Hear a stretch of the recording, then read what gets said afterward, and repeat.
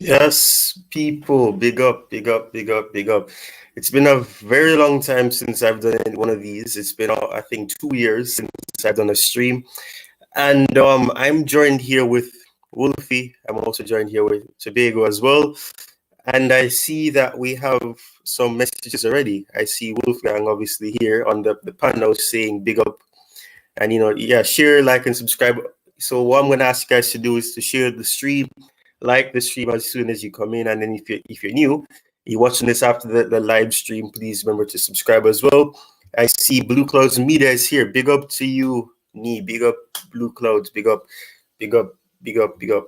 So, as you can see in the title, as you can see also on the banner that's scrolling across the screen, we will be discussing the new Chelsea blueprint. And that's a play on words. It's deliberate. Blueprint.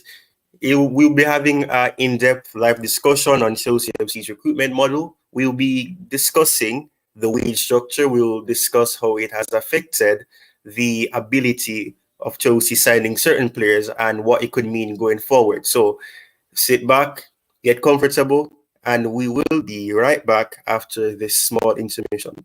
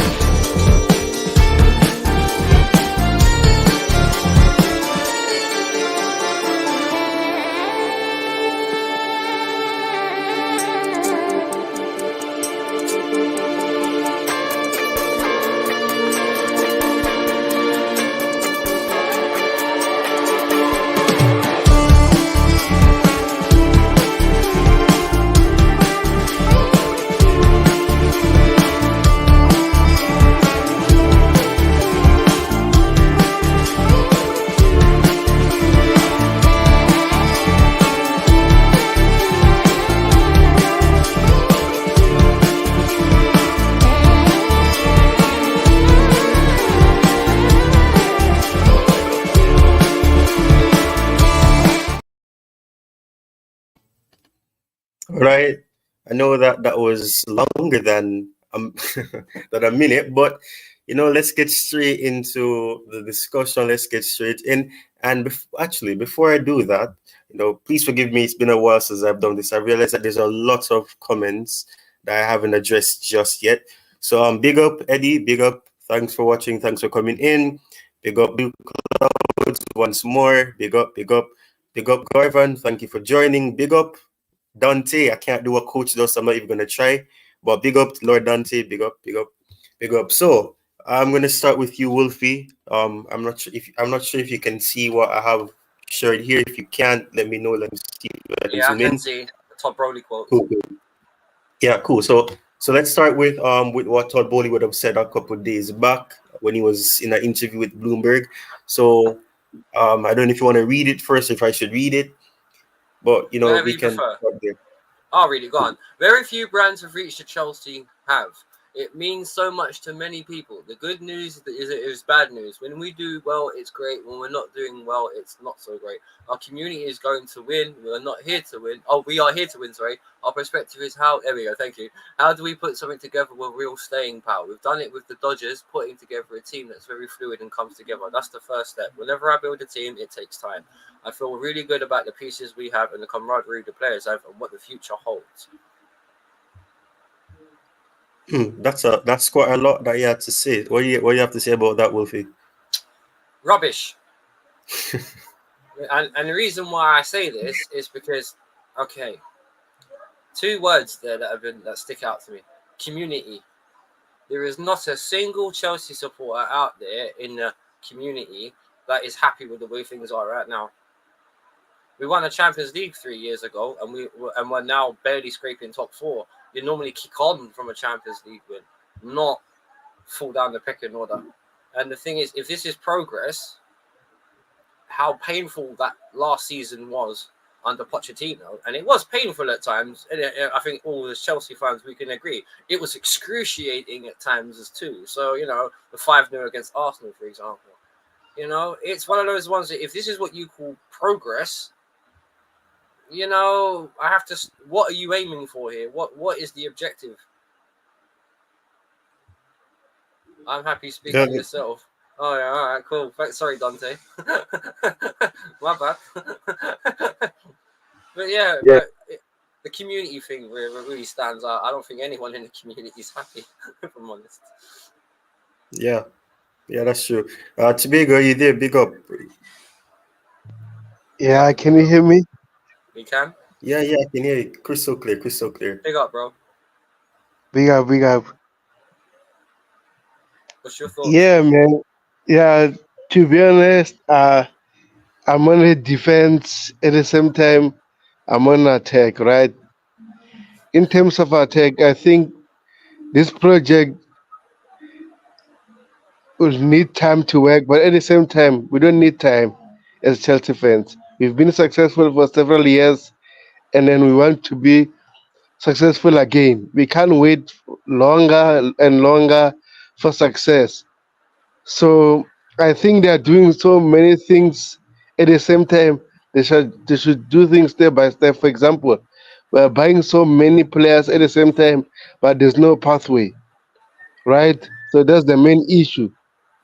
So all they need to do now is focus on buying sister clubs in order to have a pathway for these players, because we're buying kids and there's no pathway. And also our main club Chelsea need ready-made world-class players. You can buy kids, but you can buy a ready-made kid that will do well at Chelsea. For example, just Moses Caicedo, who was ready. We needed, like, for example, likes of Liao. He's still young but ready. So that's the issue we're having at the moment. But hopefully next season be a better season. We can't wait for longer than this. Well, you can't wait at all, really, because that's not like Tobago said there. Like, what I feel, when you're trying to establish a winning mentality at a club that was already winning, it kind of comes across as contradictory, because these guys, even if they bought us off the back of the season, not the Champions League season, obviously the season after, we still won at least 2 trophies. So it's one of those ones where it's so silly for me because it's just you've already the nature of Chelsea was about winning. That's what we all loved about our club, right? You know what I mean? That was the instinct. It was about serial winning. We win and we win and we win and we win. And even over the last 10 years, the only club in England that's won more trophies than us is City. So, but the thing is, we're putting together a Lego set of a team. Then we're taking bits out of it, starting again, and then like Tobago said, we're getting an overload of youngsters.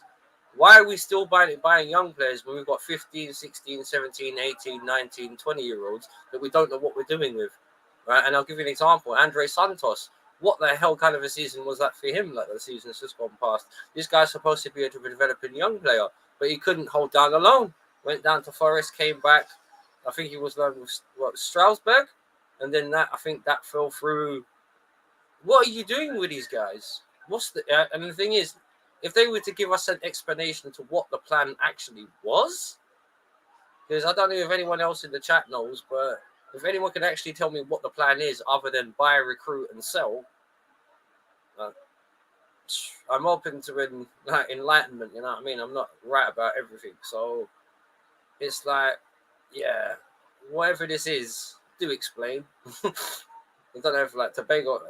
Tobago, do you have any thoughts on what the actual objective is, other than buy, recruit, and sell? I'm trying to make. And the thing is, even if this is your business model, it's a poor business model because there's no guarantee that when you invest 20 million, that later on down the line you can get 30 or 40 back. At the best, you're trying to control losses. So if you spend 30 million on a youngster now, hopefully, if you need to, maybe in 10, 15 years, 5 or 6 years' time, you might be able to sell him for 25 or 20, you know what I mean? You know what I'm saying, TT? As a business model, it doesn't make sense to me either. So, maybe you have a different take on it. Yeah, but at the same time, I think we need to blame our fan base. Remember, our fans say that we need to rebuild our squad. Now the club are trying to rebuild our squad. Fans still complain, but at the same time, I think all they needed to do was balance, buy experienced players, mix with young players, and then we would have been in a better place. So the main issue now is buying kids, and then some of them they don't have a pathway. That's the main issue at the moment. But hopefully they are learning during this process. But we can't wait for longer. I hear you. Yeah. Big up, Jerry. Big up, Blue Board Analysis. Big up to you. Let me just quickly see what's in the chat before I continue. All right. So Dante was saying that he's happy, so he can speak for himself. Big up to you, Rich Money Makers once more. And what does he have to say here? I'm only happy when our sporting director stop this stubbornness and listen to Joe Shields. Well, I think the structure is one thing that a lot of people are confused with. I mean, is it a case where Joe Shields answers to them? Is it a case where he works under them? What is the process like? Well, this is what I'm confused about. This is the thing that we're 2 years into whatever this project is, and I'm not being funny. We're no clearer on what the idea behind the project is than what we are back then. Because you can see what they've done. Obviously, because we got to analyze this whole thing in perspective. Because the main thing, if you want to call the Abramovich hangover, is it comes down to the finances of what Abramovich was doing and what he wasn't doing. Now we know, even though we love winning under him, he left us kind of with a sinking ship. I know he might have had his own plans and plots to maybe solve these issues later on down the line, but it's, they're barely getting away with it. Like, you spend £1 billion or whatever you want to call it on a load of players that arguably some of them we didn't really need, even when we had the Kyle Vartzes and stuff like that. And it's just kind of like it's the American owner trying to erase entirely what the Russian owner had done and built, because we had a successful system. We all know that we had a good youth academy products, like the Mounts and the Reece Jameses. They all come up then, and it's one of those ones where again, it comes down to basic logic. What is this plan? Yeah.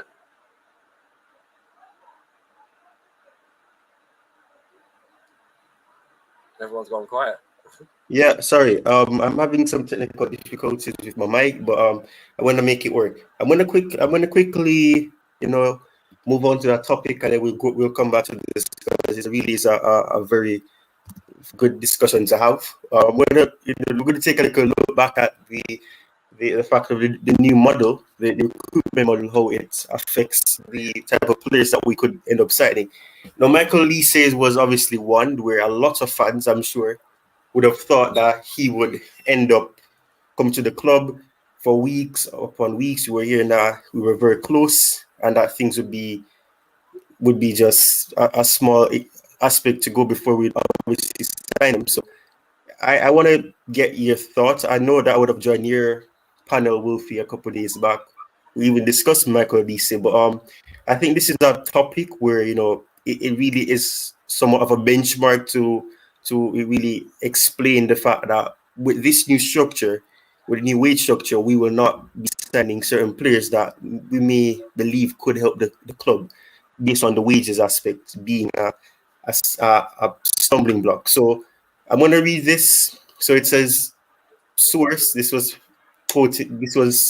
Chelsea Express quoting Nathan Gisting, and he was saying that Michael Olise was keen to be the highest paid player at Chelsea, or if the Blues are ultimately trying to cut down the wage bill, and felt it was out of their range. I'm going to start with Jerry since he sees the most recent person to join and he's been quiet. So big up Jerry once more. What do you have to say about this? Big up Ty, big up to Beho, and big up to Wolfie. So, first of all, congratulations again on this historic achievement of getting monetized. All the effort, hard work, determination. It's amazing. I know your journey and going through a lot of challenges in personal life. It's an inspiration for everyone, not just in content creation, but anything you can do with a lot of determination. So, congratulations. Yeah, congratulations as well. I'll second it. Big up. Yeah, so yeah, as you said, a benchmark. Interesting. You used an interesting word. It can potentially tell us moving forward what Chelsea are exactly doing because unanimously, according to the analysts or the people in the industry and the Chelsea fan base, agree that this is really as good as a world class player, right? Not like a typical 22-year-old, which would require a lot of development. He is already a great player who can easily take that step to be an elite world class player, right? So if Chelsea, who struggled a lot in last two seasons, finishing 12th, finishing 6th, it looks like a progress, but we know what the last season was like, right? I want to say that you don't want to miss on such profiles. These kind of players are generational talent. If you go back with Musiala, okay, a different time, different situation. He was very young. Okay, we can understand. If we look back, we can say, oh, we missed like perhaps the best young player in my opinion right now. So and then with Olise, okay, let's say if the reports are true, and for sure, like he would demand whatever. I won't say the highest paid. I think this is far fetched, but could be 200, 220, 240, whatever, right? So you have to, okay, as much as we understand this model, as I said, understand, it doesn't mean we agree, but there should be a cap or there should be an area where you can be flexible enough to, have this kind of profiles. If you don't do that, in my opinion, you are sacrificing on the in-pitch progress of the team because this kind of a player can make a huge difference, right? And now they are, so you can say, and if you see, it's just now, okay, we know how the recruitment has been done in the last three windows, but don't forget, just last year we had two, I'm not talking about the wage bill, but I'm talking about the transfer fee, two British record signings. We first broke the British record signing for Enzo Fernandez, and in the next window for Moses Caicedo. So if I look into the patent and their work, I see that now they are trying to push back or trying to adjust their failures, I would say. I'm not saying at all, if someone would think I'm saying Enzo and Caicedo are bad players, but they massively overpaid for them, right? And now they are not able to pay 55, 60 million for a very good player. If you see the link or the correlation I'm trying to make over here. So they broke the world record fee for Enzo Fernandez. And in the next window, they broke the world record fee for Moises Caicedo. So where was this planning then? The sporting directors were there. The idea to go with the youth and all that was there. So they were spending this, as Wolfie said, and we all know they have spent $1 billion and plus. So where did this money go? And now, why are they not able to make the moves for these signings that matter the most? So that's why I have a lot of questions. Even if, let's say, we agree to what they are doing, it's not making sense, as I just tried to explain there.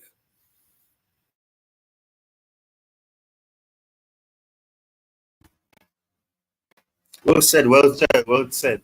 I'm gonna quickly get what's in the chat, and then I'll come back and I'll get Wolfie and Tobago's opinion. So let me see where I am, because there's a lot of comments. So let me see.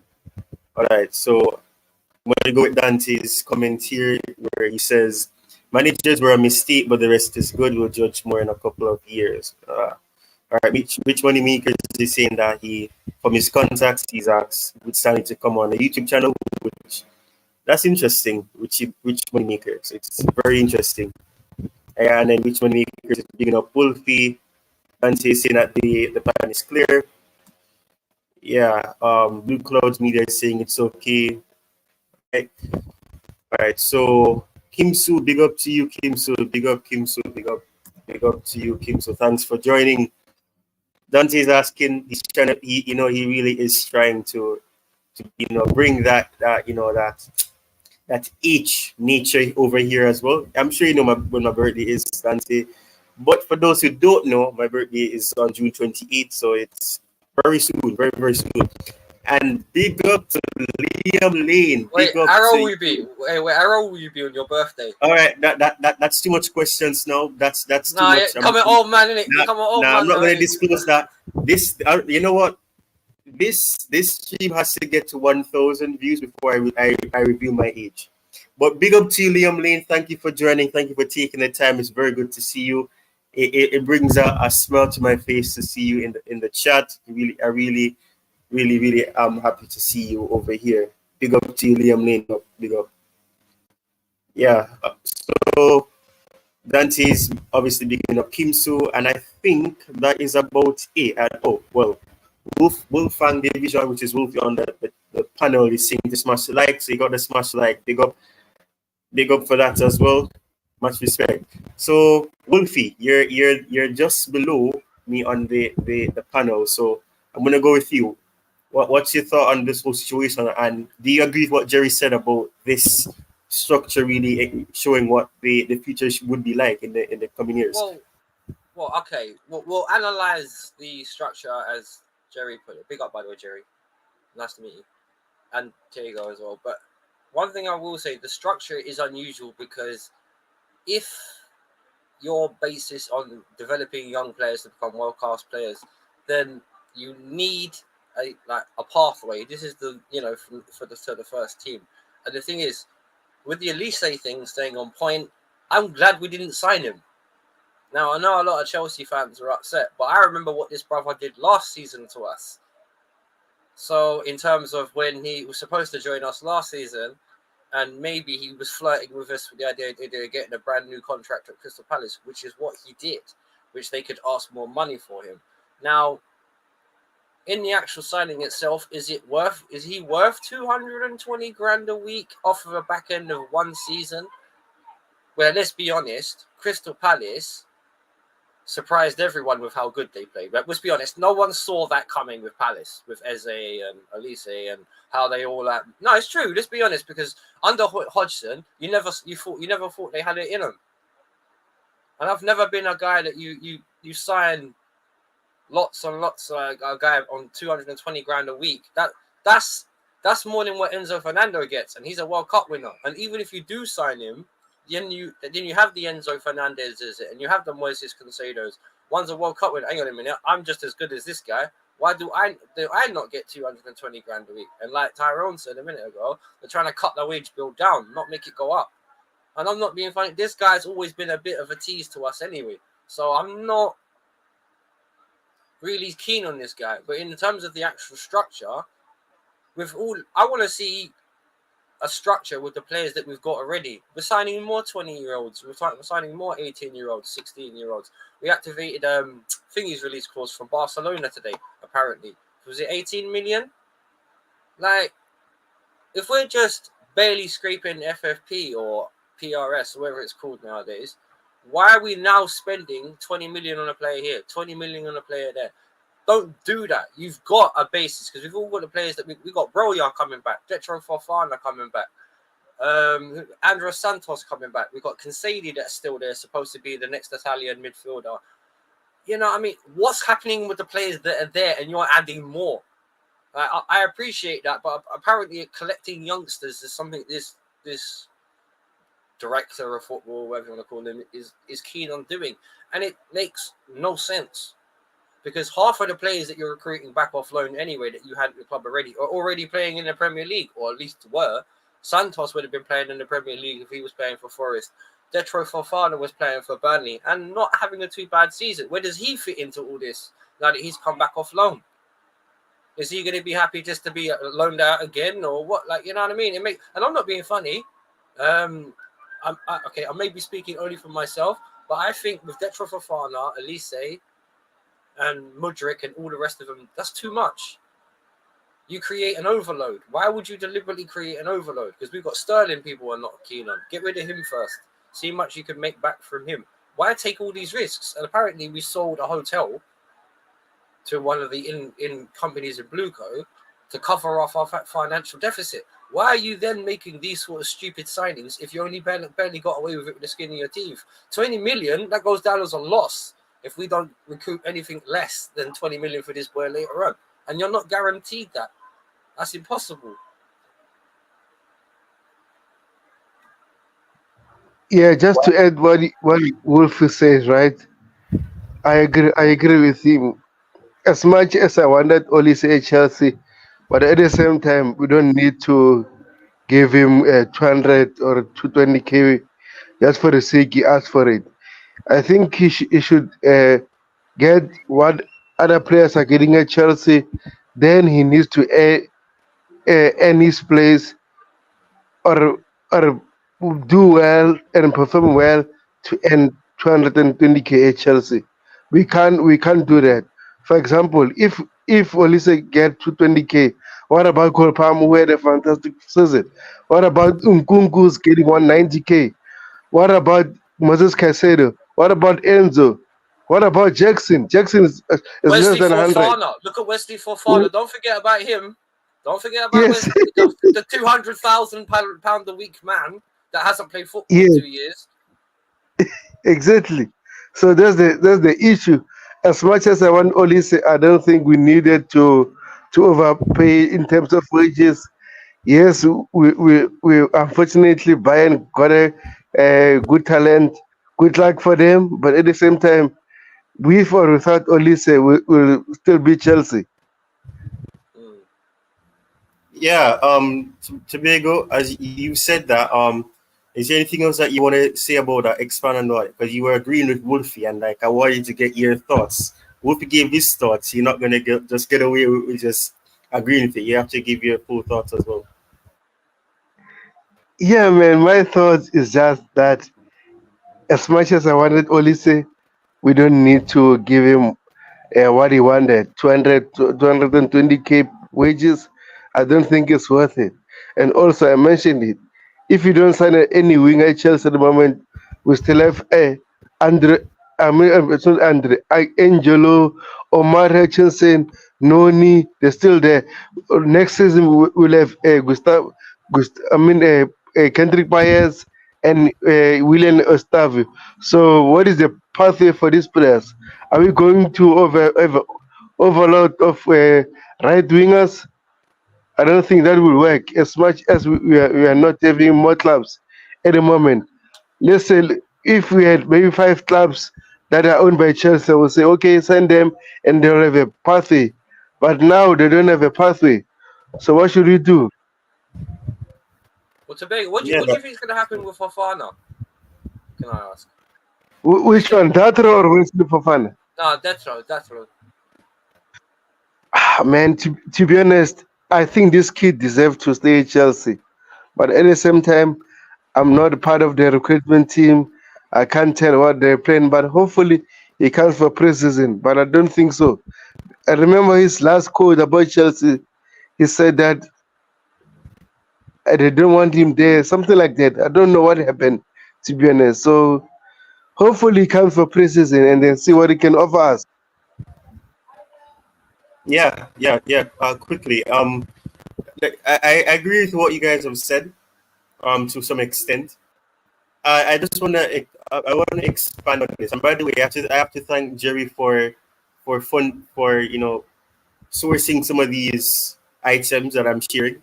And this one is from I'm not gonna try to pronounce his name, but one of the biggest Twitter accounts for sharing information and sharing news. He gave his thoughts in this tweet where I don't know if Jerry wants to read what is here. If he can, then I'll read it. But let me Okay, first. I'll read that. So he is basically, you can say in a way, is the voice for a large section of the Chelsea fan base. So that is the reason for sharing it, right?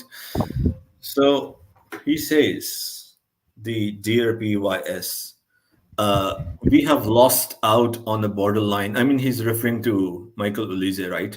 We have lost out on a borderline elite player because we didn't want to pay necessary financials for said borderline elite player.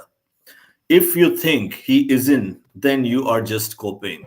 Either way, or we have been rejected and messed up our pitch.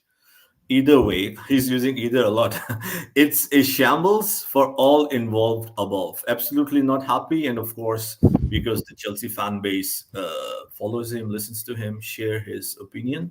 And it is a opinion that is in the shared by a large section of the Chelsea fan base.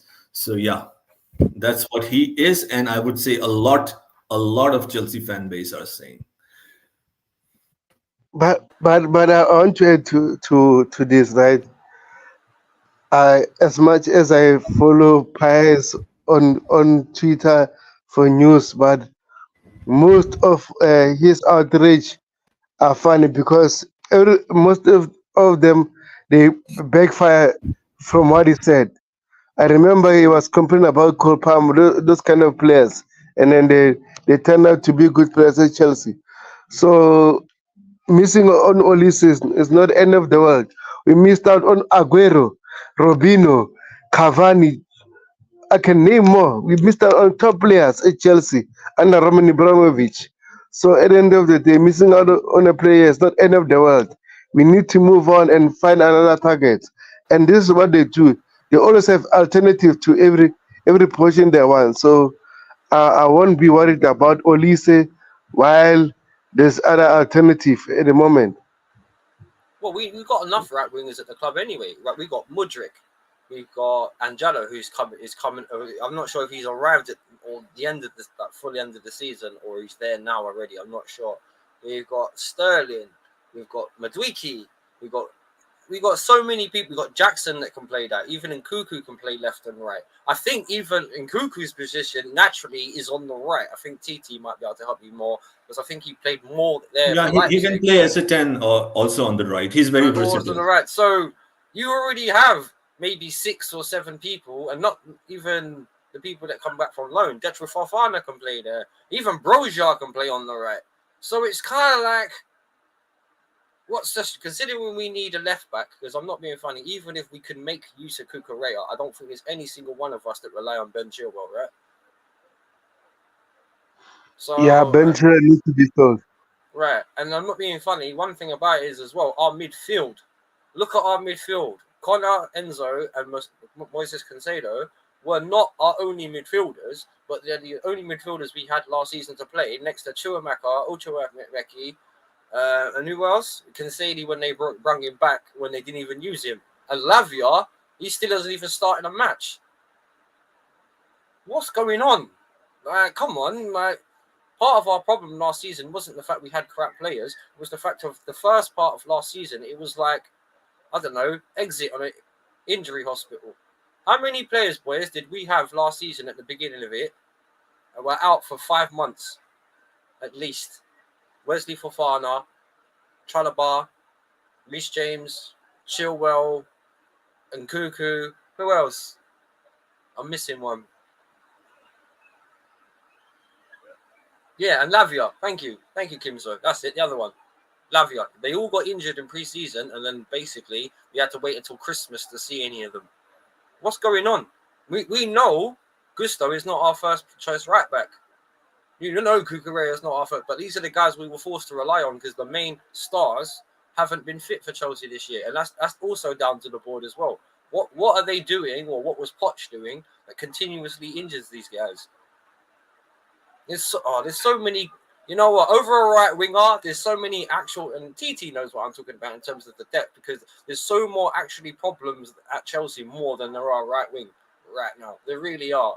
And it's just he's just an in player, Elisa. I don't think he's world class, but how can you say he's potentially elite? Like, based off what? Was he elite? Because he played in a system that no one expected him to be good in.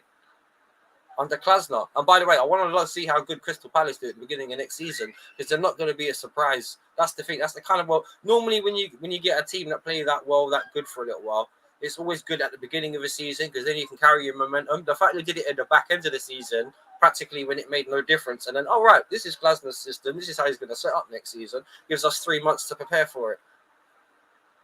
So, you know, and if Eze does stay there, it's going to be interesting to see how well or not he does. Yeah, personally, I think Eze will stay because Crystal Palace won't lose Olise and Eze at the same time. I don't think they'll do that.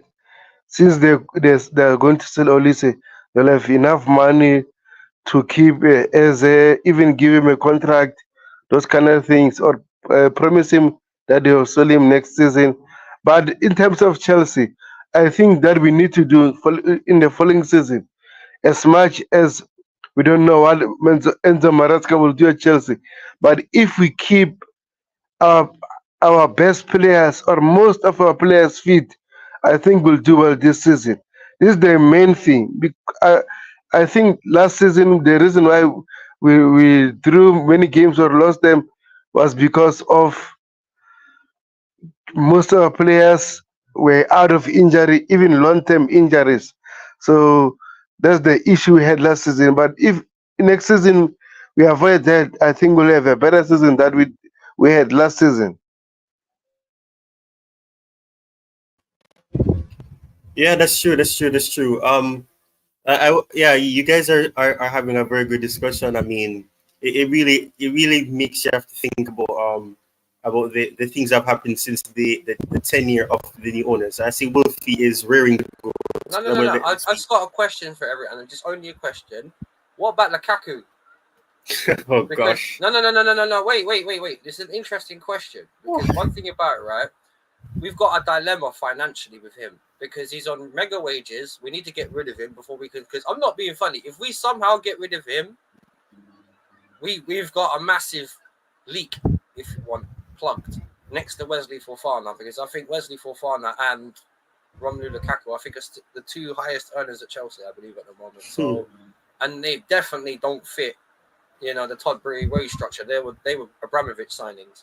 So it's one of those ones where, but the thing is with Lukaku as well, with him, you either have to decide what to do with him in terms of get rid of him, just to get rid of him, in terms of just get rid of him cheap and get him out of there, or you try and make, because he's what, how many years? He's got 2 years, 1 year left on his contract, I think. So just try and use him, because I'm not being funny. You're going to pay him the money, whether he's playing or not. So you might as well try and get some return on your investment, because I know Oshiman's possibly available now for 100 million euros, what I heard. And if Conte, the manager wants him back that much, I suggest, hey, we got a deal. Here you go, 60 million euros for Victor Osimhen, plus we give you, or 50, plus we give you Romelu Lukaku.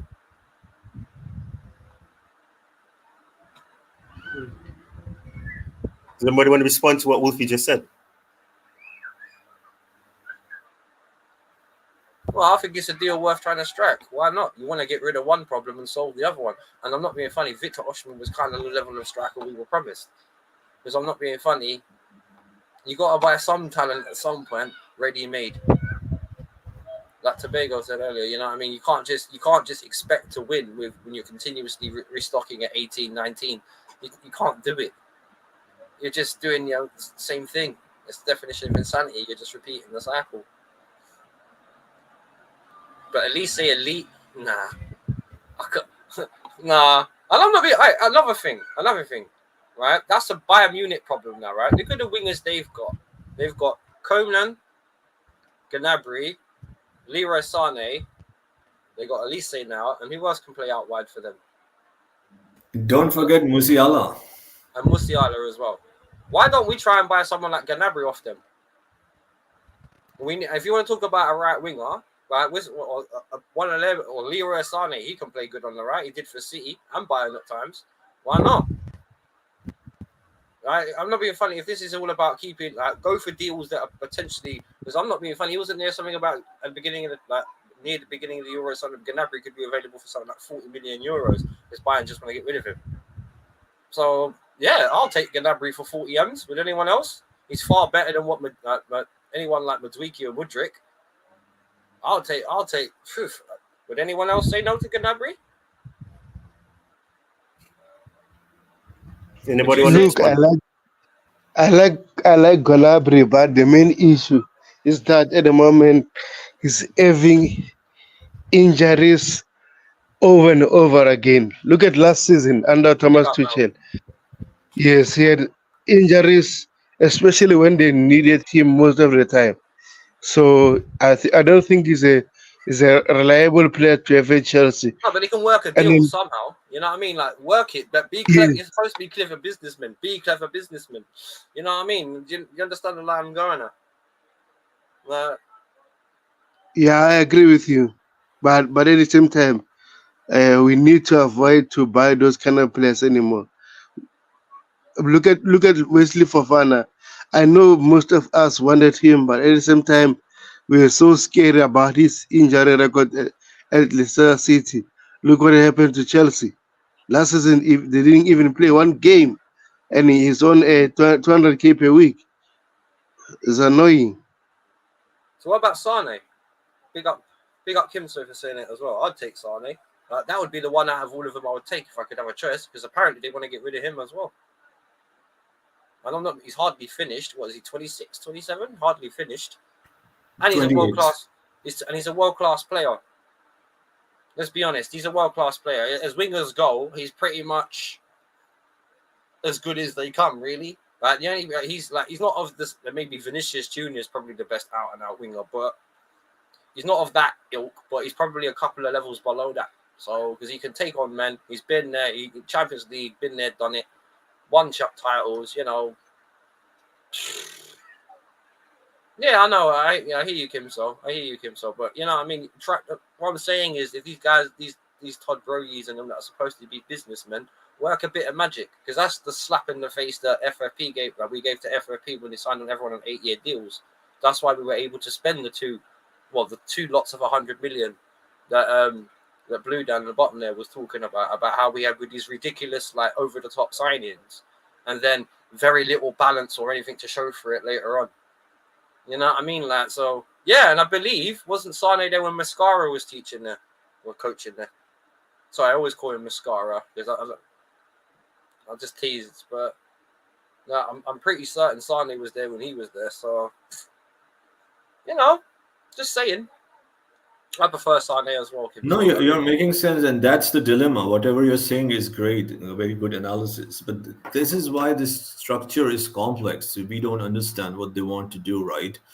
And as you said, that there are the names that you take, Gnabry, especially Sane and all that. But then when you were discussing that, my mind was going towards, will we even contemplate?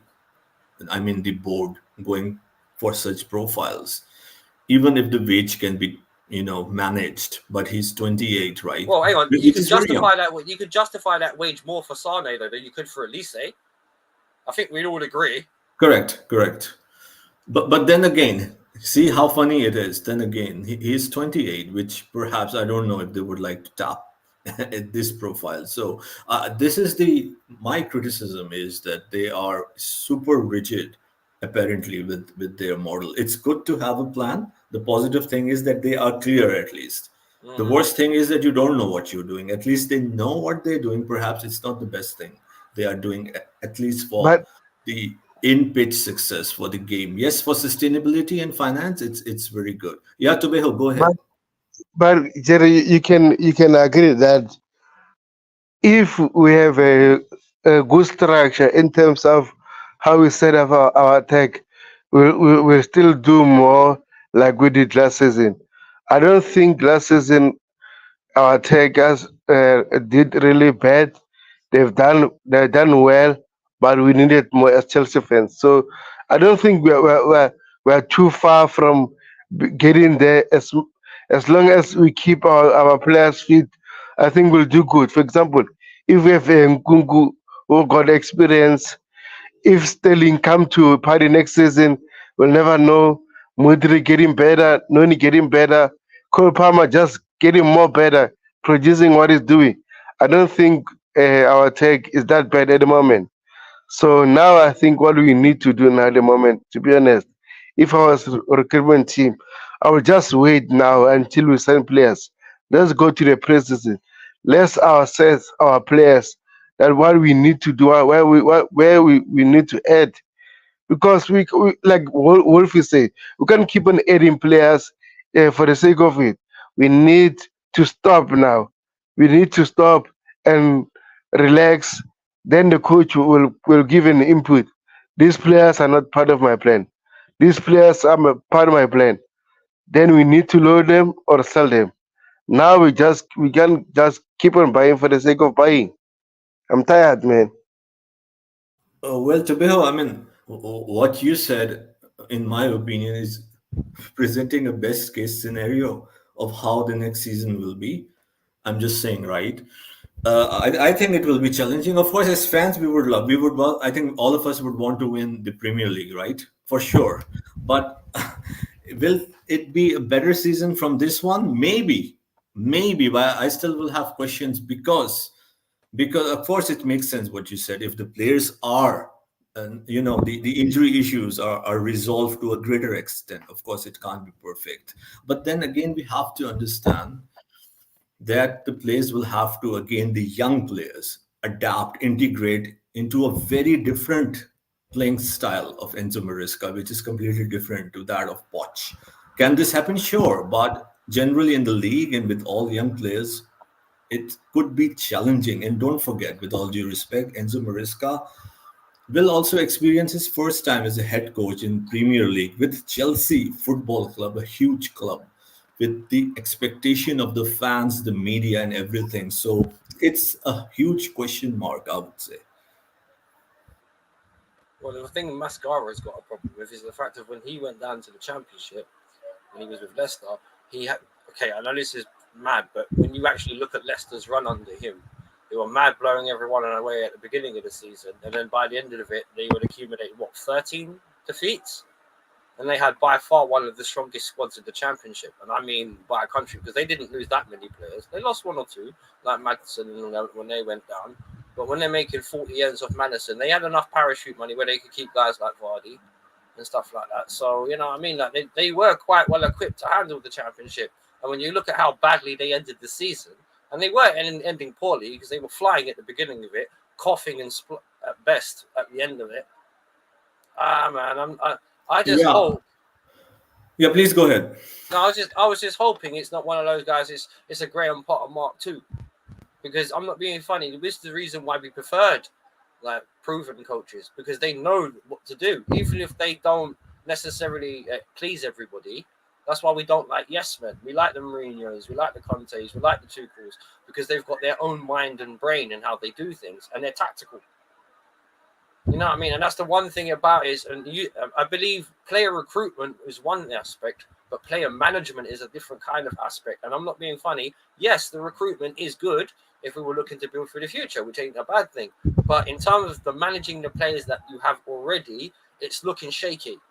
Because you haven't, well, we don't know what's going to happen with Lukaku, Wesley Fofana, Broja, Conor Gallagher, Trevor Chalobah, Reece James. Is he going to somehow miraculously, because I'm not, that's the biggest clown at Chelsea right now by far, me, Reece James. I love the guy because he's a talented baller and he's one of our own, but I've never seen a person, okay, I don't know if this is his, I can't blame him for this, but I don't know if it was his fault or the medical department's, but when he came back last season and was on the pitch for 30 minutes, and then came off with the same injury that he had before and then decided to get an operation on it, it's like, if you needed an operation before this, why didn't you get it when you were originally laid off for 4 months? Why? And when he did finally come back, the guy gets suspended for 3 games. It's like, if we're going to have structure, like I think Blue down in the corner said, you know what I mean? Like, there's a structure that really should be there based on the players that you've got already. You know what I mean? Cucurella, all right, fair enough. But we would have agreed last season that if everyone was fit, you know what I mean? Maybe it's Trevor Chalobah and maybe, I don't know, Thiago Silva or Wesley Fofana in the back. You got probably Chilwell on the left, Reece James on the right. Say Nkunku up front, potentially in a 9, maybe false 9. You know, Madueke on the right, you know, Mudryk on the left. You know, however you want to spin it. But half the time, the players weren't even there, and you had all these loan deals what happened? Did actually Santos stay at a club last season? Again, I bring back to Android Santos. Did he actually stay at a club last season other than Chelsea? He didn't, did he? They couldn't find any loans for him, could they?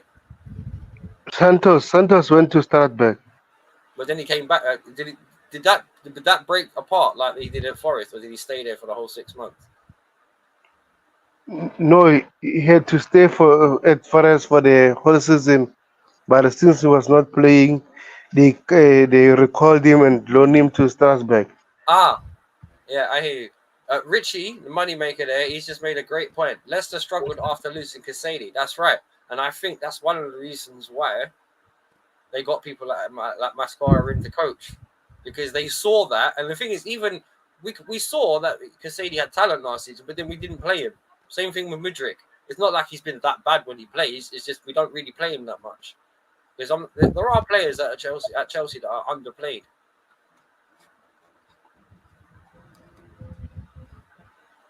And anyone else agree? Yeah, I concur with you.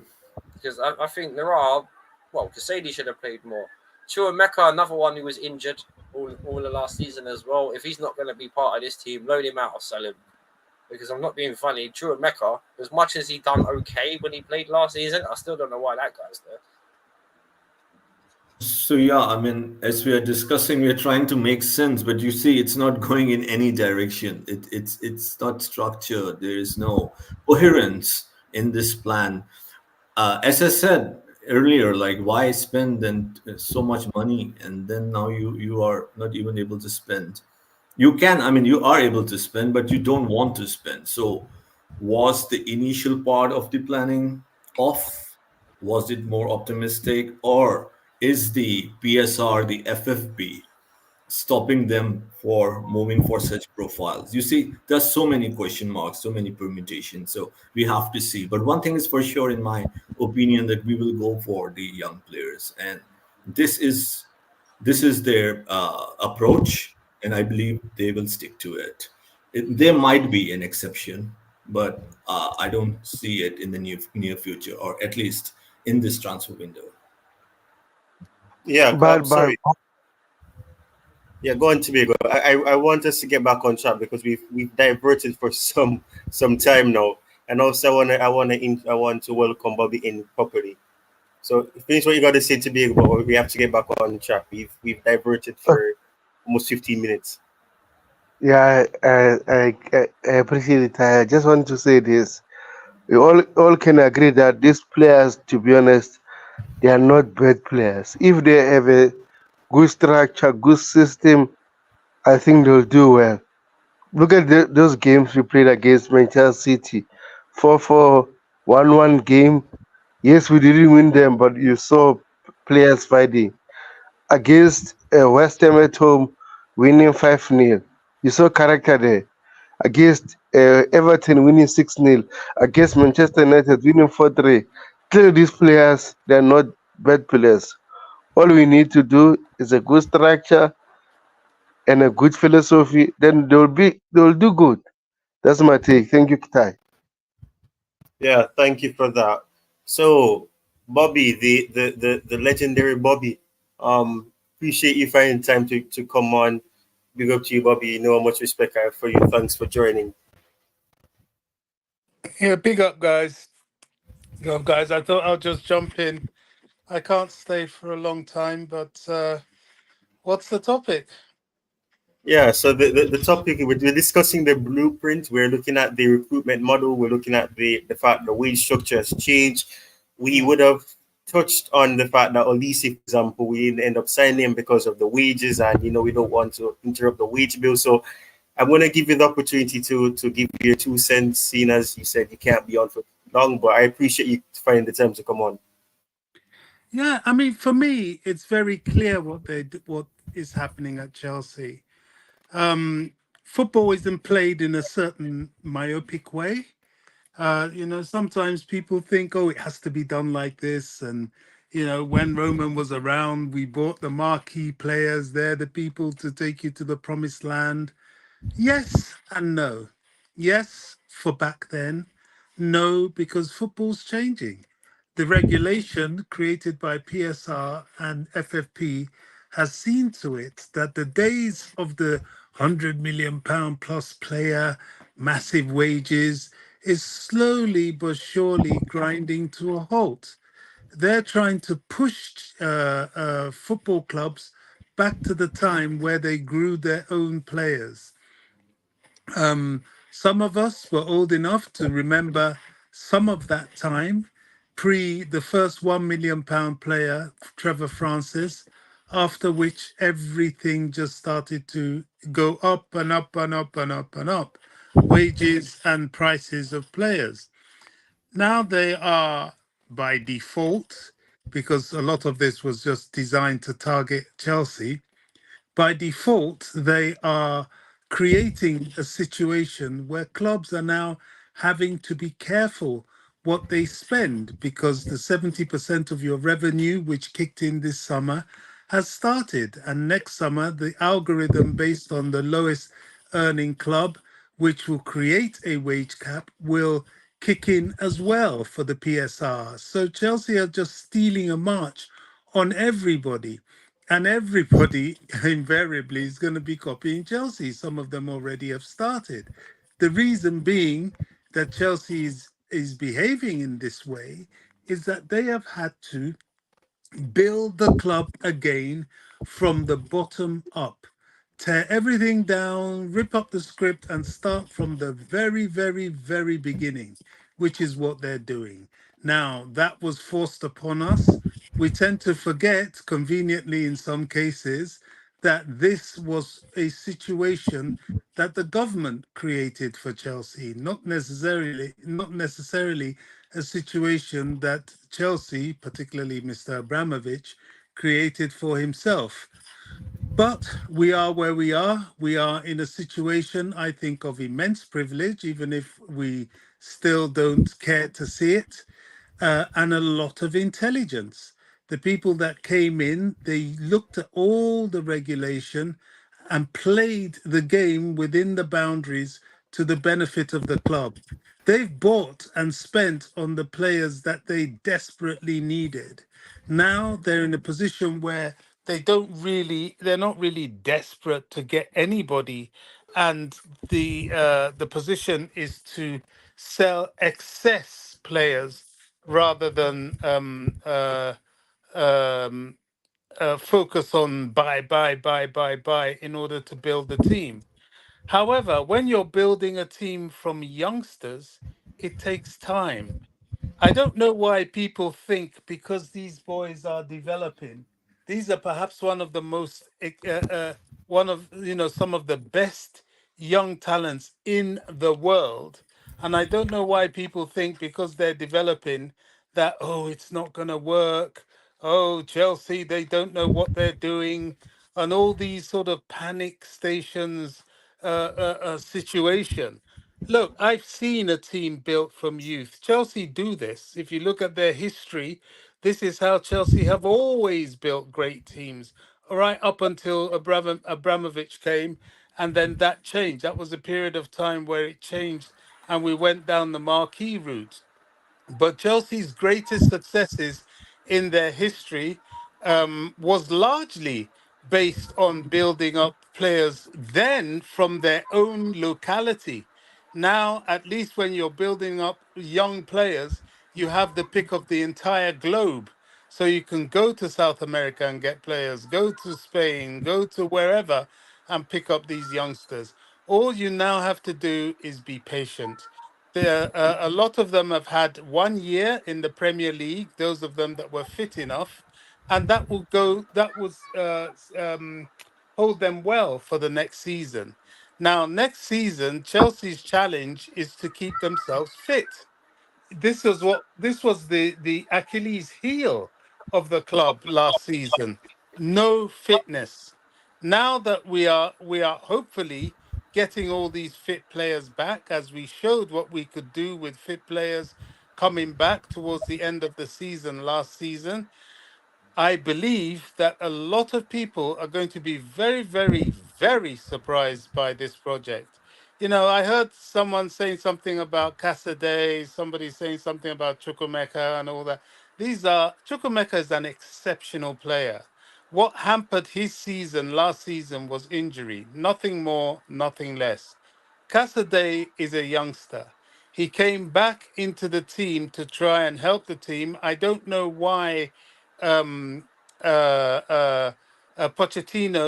didn't want to use him more regularly, but I suspect some of it must have been in and around the fact that he was young, he was new, and at that age and with that profile, you have to earn the trust of your manager.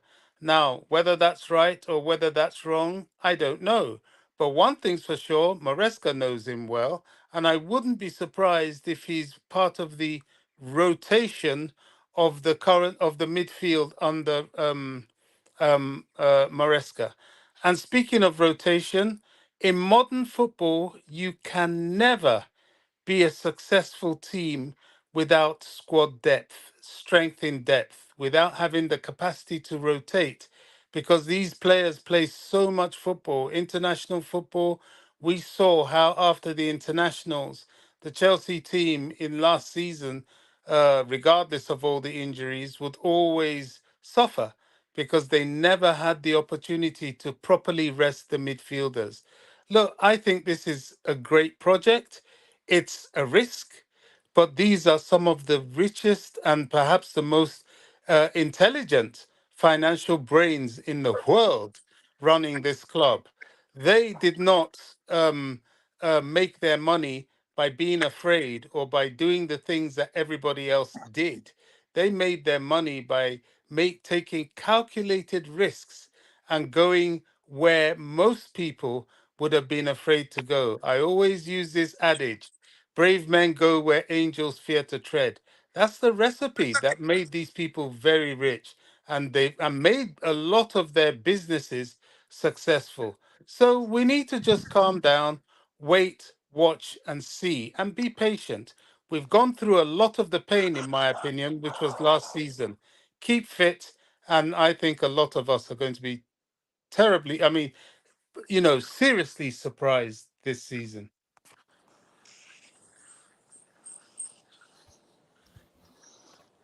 Yeah. Wow.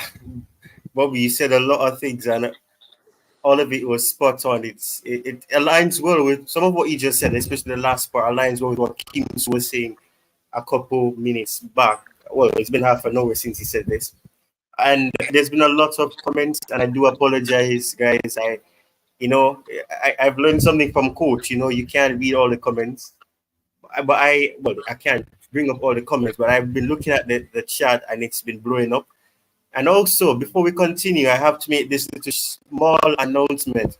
The channel has just reached 2,100 subscribers. I gained 4 subscribers since I've gone live, so I appreciate whoever would have subscribed. Thank you guys so much. I appreciate it. Another milestone has been achieved. I appreciate that. But Bobby would have just made a valid point, and Kim So made mention of this. So I want to ask those on the panel, what do you think about what Kim So is saying here? Do you think that we're lacking that experience? And is that one of the reasons why our squad depth is so weak? Anybody can go first. Well, I don't think it's a lack of squad depth. Like I've said, Kim So said, and Bobby said, it's a fitness issue. If we had in Nkuku, Lavia, Wesley Fofana, Reece James, Chilwell, all these guys fit at the beginning of last season, is it a different season? Do we struggle as badly as we did? You know what I mean? Like, why did Reece James come back after 4 months only to go again away for another 4 months? What decisions? Because I hear what Bobby's saying, and I hear exactly what he's saying. I'm on the point of logic, but like he just said as well, these guys don't border on logical. They go to where, I believe he said, brave men go where angels tread. Sometimes that backfires. And the thing is, every businessman takes risks.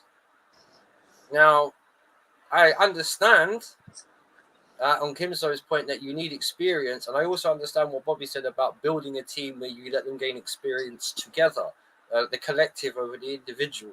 But at the same time, you're going to be competing against other teams that are looking to complete their project a lot earlier than you. For example, City, they lost Gundogan and Mahrez at the beginning of last season. And did we close the gap on them because they lost 2 players of huge quality? I don't think we did. We competed with them, and I must admit, if refereeing this, because this must be taken into account as well, when it comes to Chelsea competing against the big teams, like particularly City, we got, to say harshly done by would be a major under. We were in an FA Cup semi-final with them where their defender blatantly handballs the ball in the box, and we not only don't get a penalty, we don't even get a corner.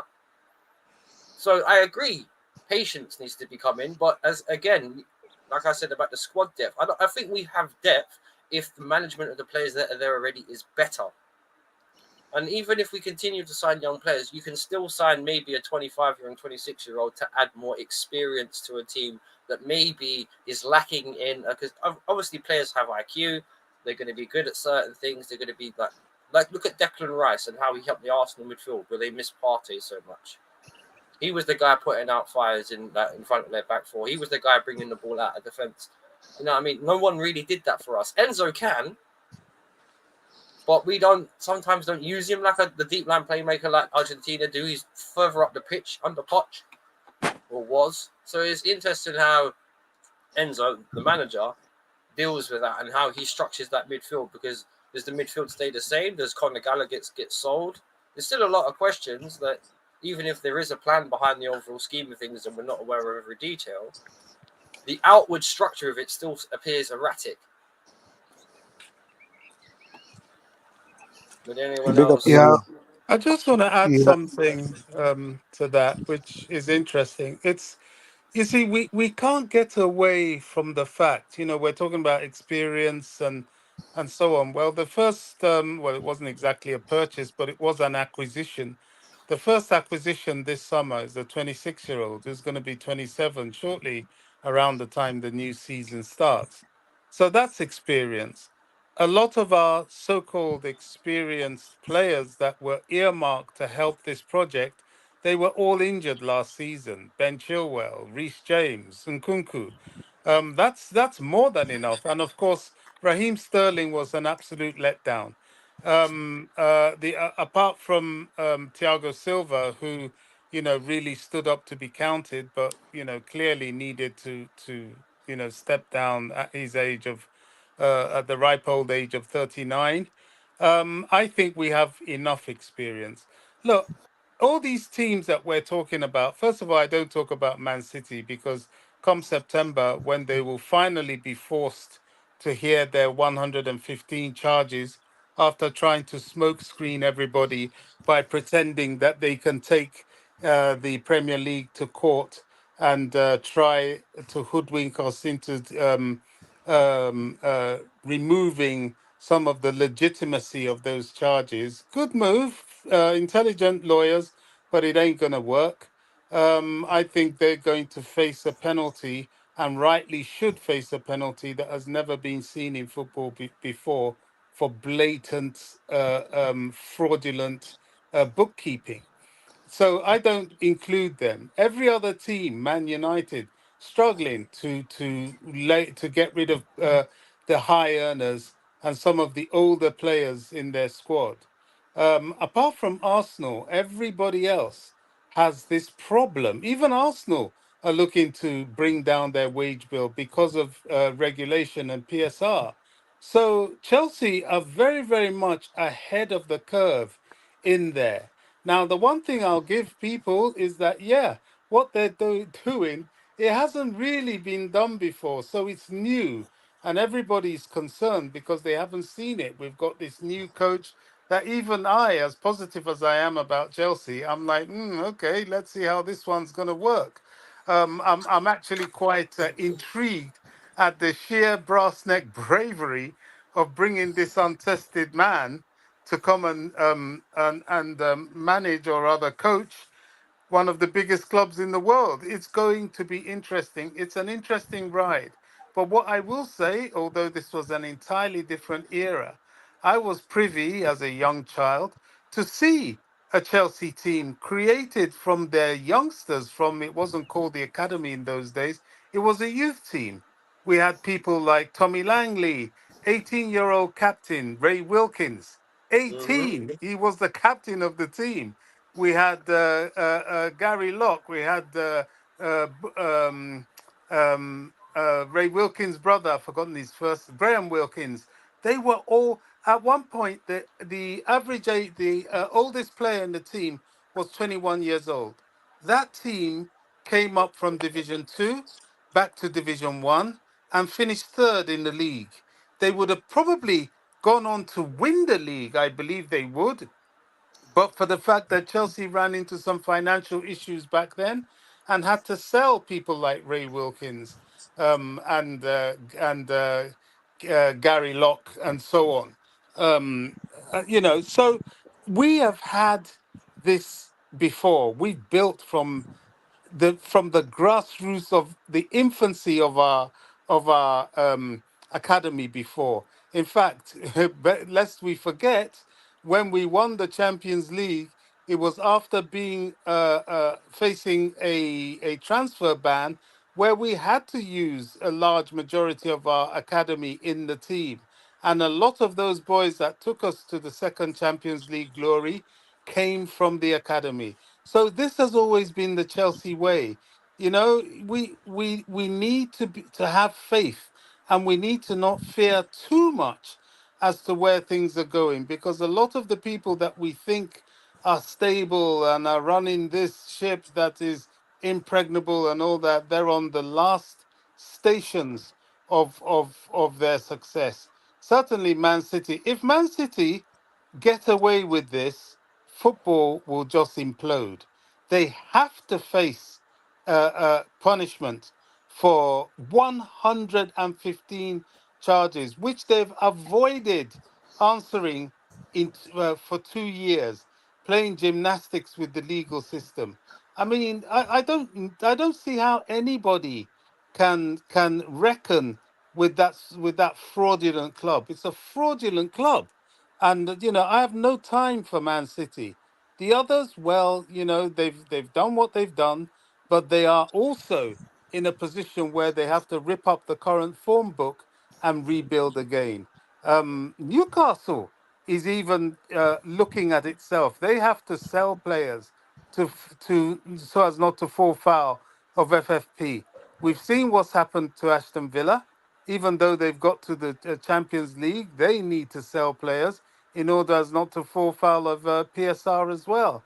So it's just that this scenario is unfolding so quickly that a lot of our fan base are still And you can't blame them.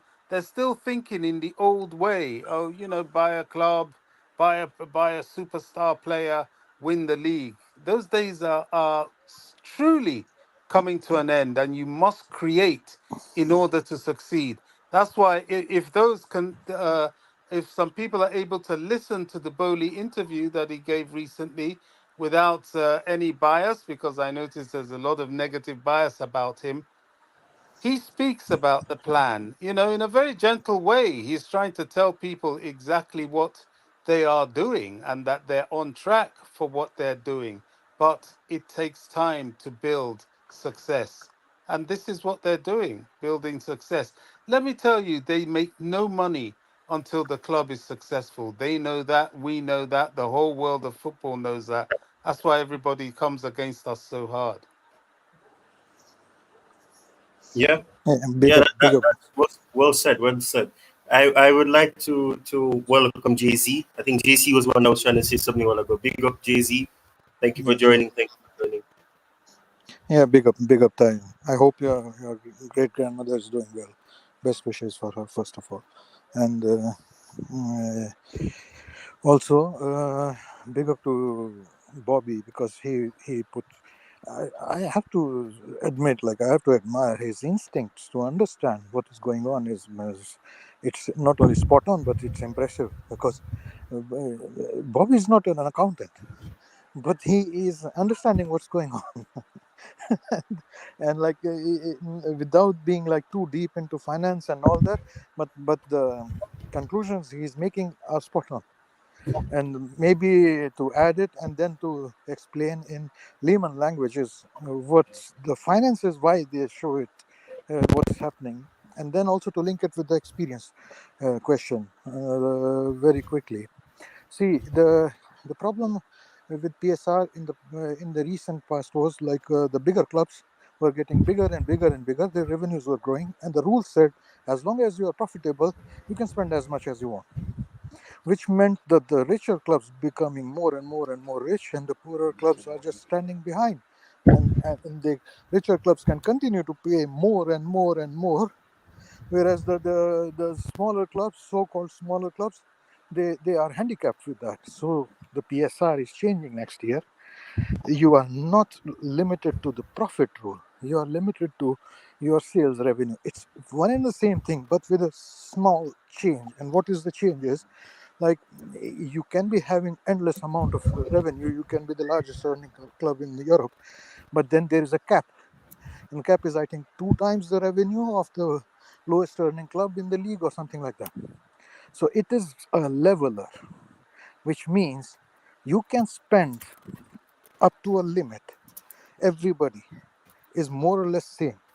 And that means you can have one superstar, 2 superstars, but then you also have to pay salary to the remaining 9 players as well, or like say 22 players as well. So you have to plan, and you have to have a correct mix.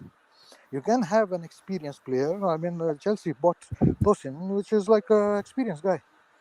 They said like and he's like 26, so they said like we are not bound by age, and they refused Olise. He was young, fitting their model, but was costing higher than their planned budget. And they are seeing things like, as rightly Bobby said, is like comes next year, how much will be our operating like expense? It will be largely also like other expenses, staff and stadium and all that, but also how much they are buying players with and how much salaries they are paying. They cannot pay, and our club has chosen not to pay exuberant salaries to top players. And I tell you, a lot of clubs will stop doing that. And then these like so-called superstars, real big experience, top of their game superstars, they will find it hard to find clubs. If they are going to demand salaries of 300, 400,000 per week, I don't think there will be a lot of clubs willing to pay them, because the PSR rules are changing from next year. It's happening already, Jersey. Have you Yeah, noticed? yeah, exactly. And if you Osimhen want, can't move because yeah, nobody wants to pay his wages or his fee. I don't think they will be against taking Osimhen as long as his fees is acceptable and his salary is acceptable. If it is out of the budget, because they do not want to have like what happened with Barcelona. Yeah, half of the salary budget of Barcelona was Messi. Our club doesn't want that. We will prefer to buy a young Messi on a reasonable salary and let him grow than buying a player who is costing half of our salary budget, because there's a limit.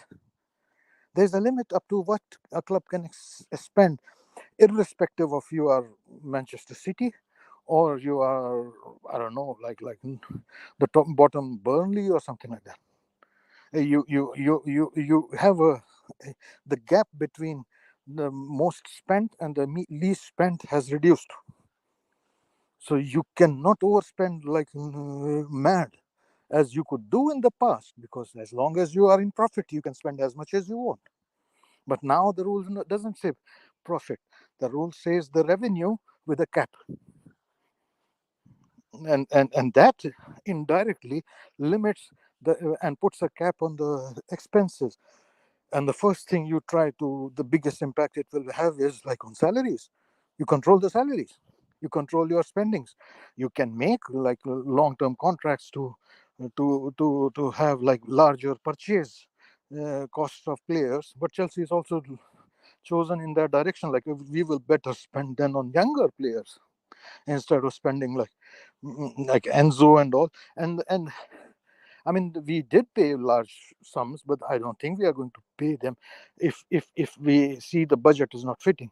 But again, Boehly and these people have come out in last 2 days and said no.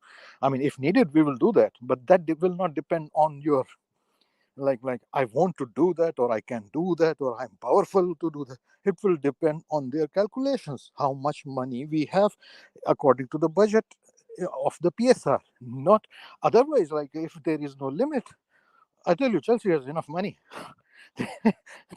they will be at the top end of competing teams. I mean, the money is the mere fact of money is not the problem. The fact the limitation is not the money, but the rules of how much you can spend. And that is coming from next year. And a lot of fans do not understand that. I mean the rival fans. A lot of rival fans are saying, Chelsea, like every Chelsea fan has become an accountant and all that. But the thing is, our club is the only one who are doing things like that right now. And others are also starting to do that. I mean, you see, like Manchester United is also looking at the same software and trying to figure out the next big thing, the young kid, and like purchase at a lower cost and then build a team, a core, and then grow it. There are other, nobody's willing to pay like superstar managers that readily. We have Liverpool has gone on a different manager. So who would have thought? I mean, why not going for a superstar manager? Because I mean, all the managers who were doing the scouting and decision making of I want that player, that player, that player, it does not work like that anymore. You have to look at other things as well. And the manager is not competent to know the financial aspect, all the other aspects. So the manager can give his input, but there is a broader picture which has to be also taken into account. So I think and now like how the club is going to perform. I think for us next season the biggest unknown is Maresca, how it works, and if he is good and able to do that, the team is good. The team is on an upward trajectory. And I've been saying this on some other channels as well, like in the comments and all. If you look at 2024, Chelsea is in top 4 in terms of points gained. Like it's not like 1 month or something, like last 6 games or something. From January up to end of the season, if you look at the points, I'm not so sure, like 4th, it might be even 3rd. I think we are even higher than Liverpool this year in terms of points gained. So it's not like a wild thing to say that if I am saying like I expect Chelsea to be there in top 4, top 3, and if we have an unknown in an unproven manager, So does Liverpool. So they I will not be like going wild with optimism and all that. We'll see. But there is certainly no requirement for being negative and being like too overcritical of the way the club is moving and things like. They as a person who understands finances, I can see what they're doing. And Bobby, I am impressed. I mean, you are not going too much into finances, but your instincts are spot on. That's impressive, to be honest. And the same argument you did with your instinct is spot on as well for the experience. I mean, experience is a subject thing. We have experienced players. Look at Reece James. He's a Champions League winner. He has won numerous trophies. He's our captain. He's very young, yes, but he's experienced, and he's not the only one. I mean, there are like, and we purchased Tosin, who is also an experienced player. He might not be costing us like Delict, but I mean, that difference is little, and that also depends a lot on the manager how it will pan out. So let's hope. Maresca is a smart guy, and we start to have carnivals and parties. Starts the season. Let's hope for that, and let's support the team and the club what they are doing. There is no reason to be negative right now. We have to enjoy the summer and like see what's going on, and then we see what it goes. I think the squad is good enough. Even if we do not buy anybody, we are good enough. But that's there again shows the ownership is saying no. They are still looking, keeping an eye open, thinking, planning. So it's not like we are done and we don't have money or something like that. No. They still are doing things around. And also it goes on for some players like, I don't know, Gallagher wants a bigger contract or somebody else. Those days are gone. I don't think he will find higher salary from other clubs as well, because the rules are same for everybody. So the salaries will come down. And they, like if players like Olise and all, they are lucky, good. I mean, go ahead, get the largest salary, no problems. But this is going to be capped, and it's coming in phases. And indeed, Bobby rightly said, Chelsea in this might be a little bit ahead of the curve. That's how it is. That's how I see it. Now, that's my opinion. And funnily, like I come from a mathematical side, but I agree with Bobby. What Bobby said, he's spot on.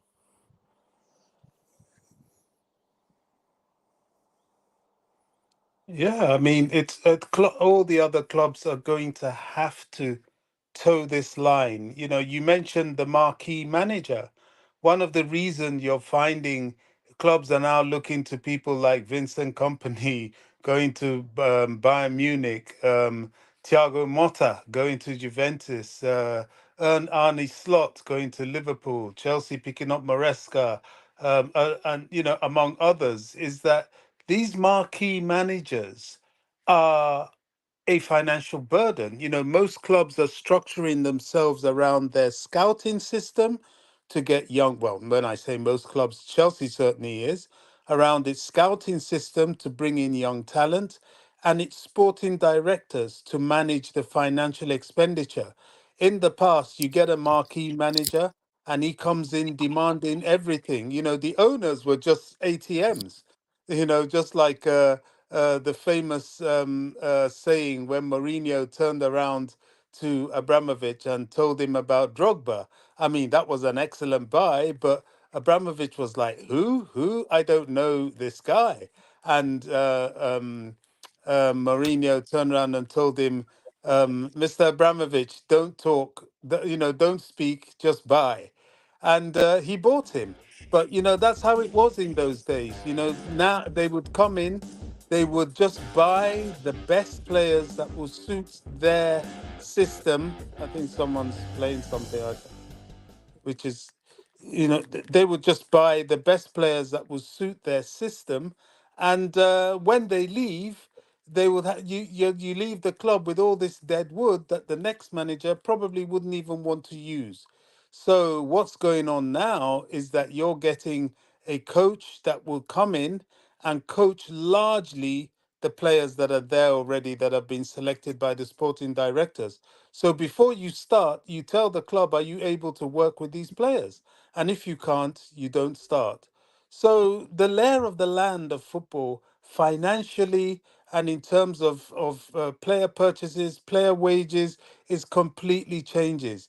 It changed. Chelsea's operating a performance-related wage structure, which means that whenever, if you qualify for the Champions League, for example, the players, along with their yearly increment, will get a Champions League bonus, for example, which increases what they earn. But those days where a player will come in and you're demanding 30K a week, 300K a week, 350K a week, nah, that's not going to happen. Not in many, certainly not easily in English clubs. Well, I don't think that's the solution anyway. Splashing out money isn't the solution. I think one thing, the common denominator everyone has spoken about today is the fitness issue. Oh, for sure, for sure.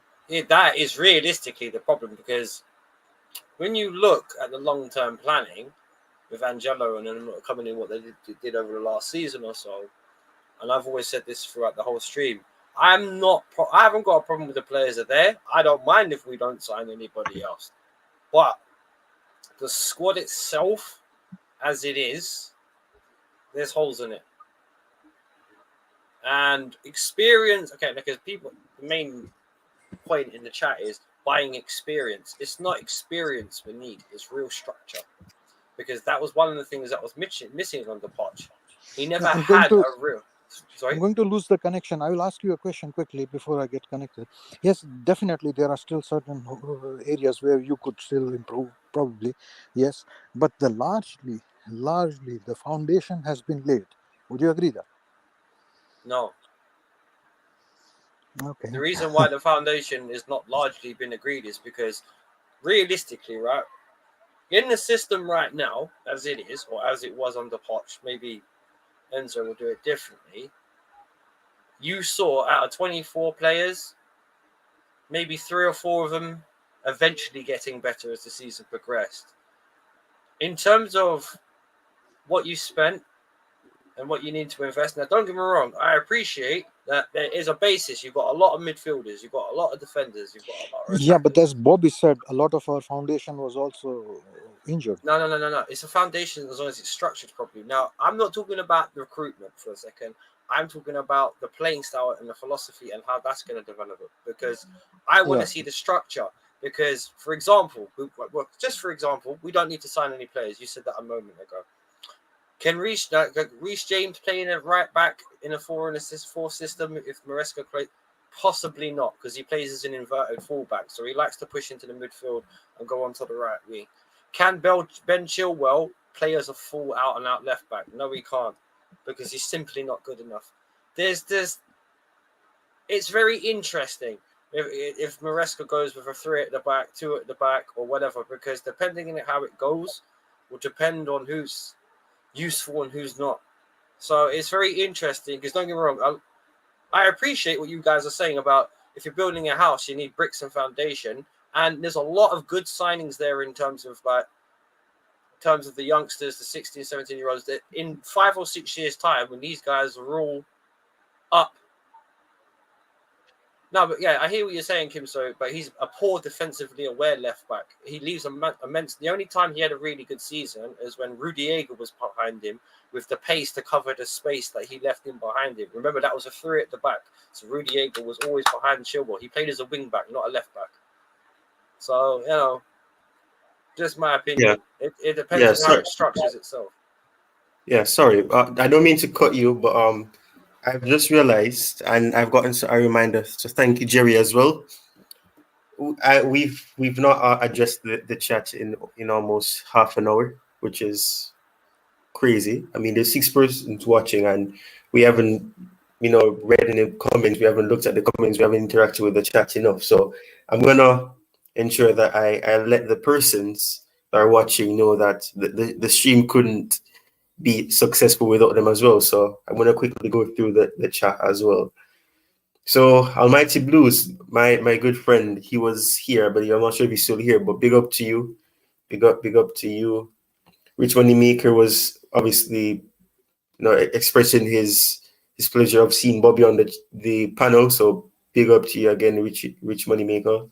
Big up, Obviously, Rich Blue Claus, Moneymakers. Big up, yeah, man. Blue Claus was here as well. Uh Rich Money Makers was making some responses, so I don't think I really need to read that. But big up to you, Rich Money Makers. Josh, big up to you, big up, big up, big up. Thanks for watching. Yeah, and One Track Hero, big up, man, big up, big up, big up.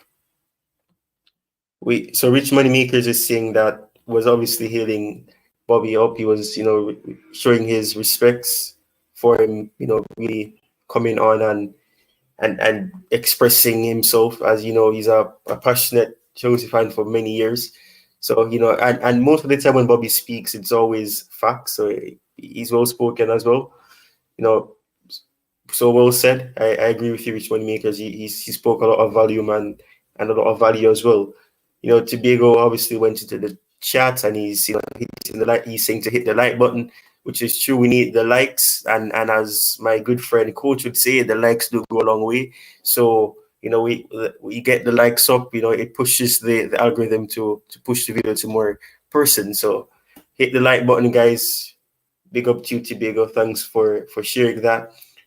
So yeah, and Tobago is talking about the fact that he told people Victor Osimhen situation a long time ago, and they thought he was lying. But yeah, it's interesting. But as you would have said on your show earlier as well, Tobago, coolest shows. I'll ensure that I'll put your information, everybody's information. Bobby, Wolfie, obviously Jay-Z was on before he left. Jerry Z, I'll ensure that I add you in obviously as well. But yeah, as Tobago would have been saying earlier in his show, he spoke about the fact that the transfer market is still somewhat early. I mean, a lot can change in a day, a lot can change in 2 days, a lot can change in a week. So, a lot of fans I know they are looking at the fact that we haven't really signed players that they would recognize as players for the first team, barring Tosin. But the transfer market is still in its early stages. A lot can change. So yeah, but a lot has happened since the start of the transfer market, and I'm sure there'll be a lot more drama that will follow as well. Big up to you, DJ. Big up. Good evening, Ty, the excellent panel, and everyone in the chat. Big up. Smash the like button and subscribe. People, excellent stream so far. Big up. Thanks for watching. I really appreciate you coming in. Always appreciate you coming in and expressing yourself. Obviously, there's some bigging up to DJ Rich Money Makers expressing himself as well. So I'm gonna scroll down to the bottom here where I would have started a comment that DJ would have said that really made a lot of sense to me. So I'm gonna interact with the panel once more. I'm gonna ask you guys to what your thoughts on this comment I have on the screen that DJ has sent. So what do you guys think about this? You can take a minute or two or whatever to read the comment and then you can give your response. I'm going to start with Jerry because Jerry hasn't really said much in a very long time. So I'm going to start with him as well. Can you kindly read it out? I can't really see on my phone. Okay, no problem, Bobby.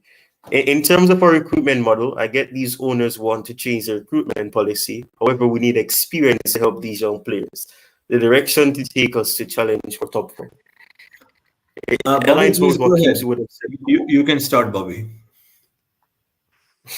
Yeah, thanks, guys. Thanks. Yeah, I mean, I think I keep addressing this talk of experience. We have experience. Ben Chilwell, Reece James. Yeah, he's not old, but boy, is he experienced. Even Chalobah is experienced. We've got Nkunku experienced. Raheem Sterling. I don't like him as a player. He's experienced. There's enough experience in terms of age, and certainly in terms of Premier League and indeed international football experience to carry this team over. I don't know what, we look at, yeah, we're buying a lot of young players, yes, but we're just focused on that. We forget that these experienced players were all injured last season. Last season, we were carrying 14 injuries a game. 14. There was one match, we were 17 players down. It was an impossible situation. That somebody was pointing out, I think on X, how our supposed most people's favorite centre back pairing of Wesley Fofana and Levi Colwill have never played together. They've never kicked a ball in, and not even in a friendly, together. It's insane what happened to Chelsea as far as injuries are concerned. I personally don't think. I think there's a handful of teams, if any, in world football that would have survived that sort of injury depletion. So I'm not really feeling this experience stuff. DJ, I love DJs. I have a lot of respect for DJ, season ticket holder. His family, he's been Chelsea for decades. DJ's proper Chelsea through and through. So I will just agree to disagree on this point. I think we have enough experience. Even recently, we brought in Tosin, 26-year-old, going to be 27 in the early part of the season. We have the Sassy, like him or loathe him, he's going to be 26 on the later part of the season. So we've got enough experience. We just need integration of this team. We need fitness. Fitness is going to be key for us going forward. We cannot have another season of the kind of injury debacle that we had. Someone earlier was saying that, Reece James was out for 4 months, comes back for half a game, and is out for another 4 months. We can't do this. Even the pundits that are always against Chelsea were saying, look, the problem with Chelsea is that their injuries don't come back. Fofana didn't even kick a ball this season.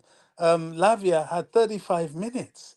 These were players that the project was relying on to be available for the team to function.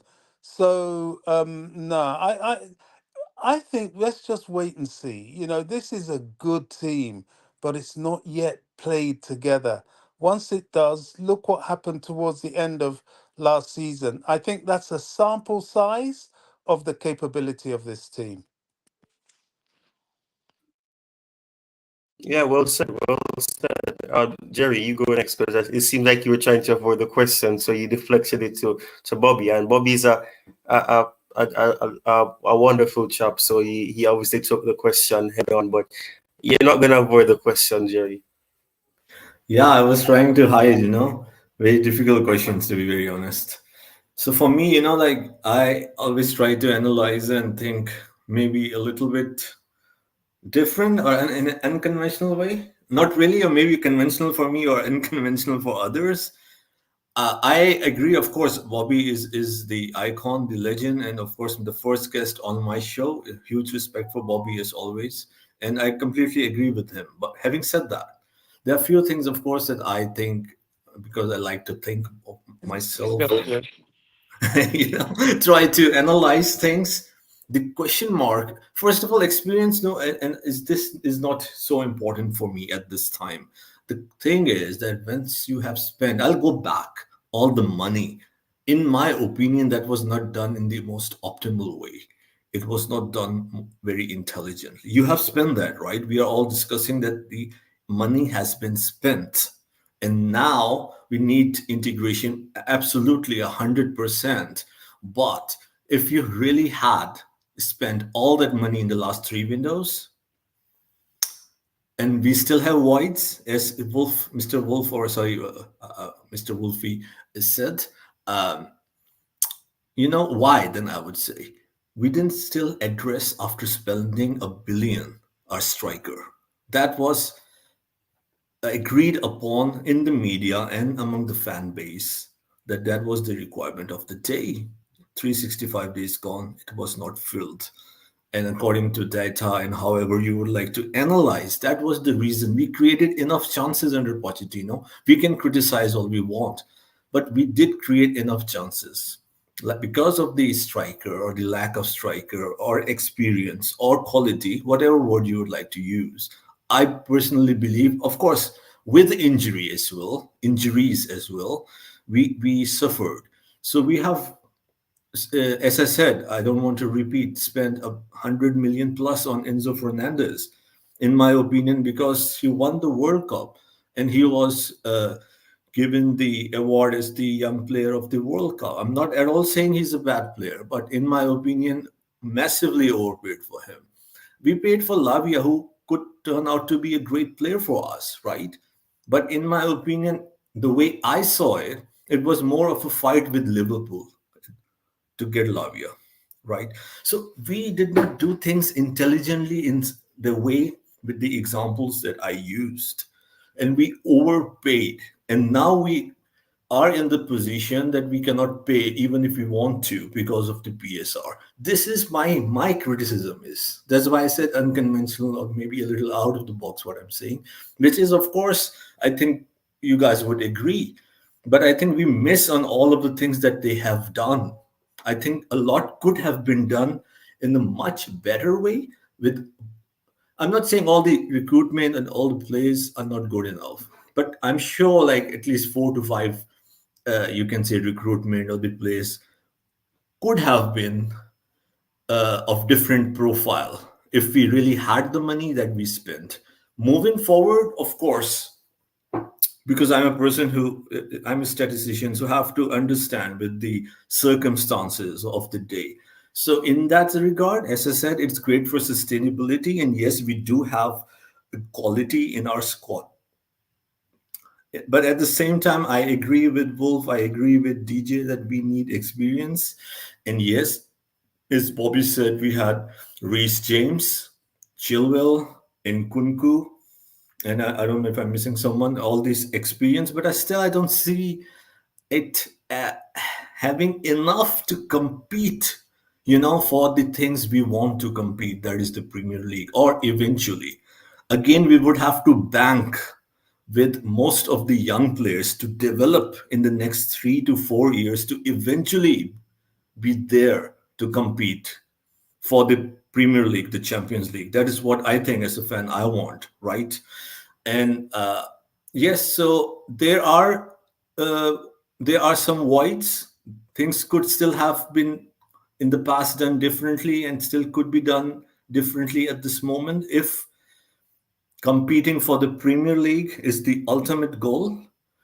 But with what we have, I see it will take a long, long time. As I think we all agree to that, 4 to 5 years I know it's difficult to predict. No one can be sure, but I'm just saying based on the patterns, it will take a lot of time.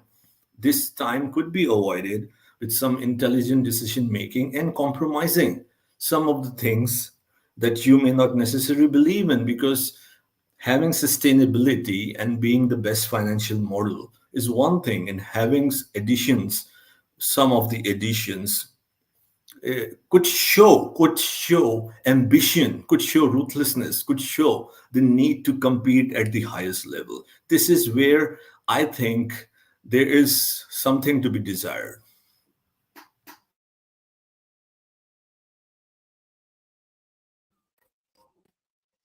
Wolfie, what do you have to say about that? I know Jerry said a lot. So what do you have to say?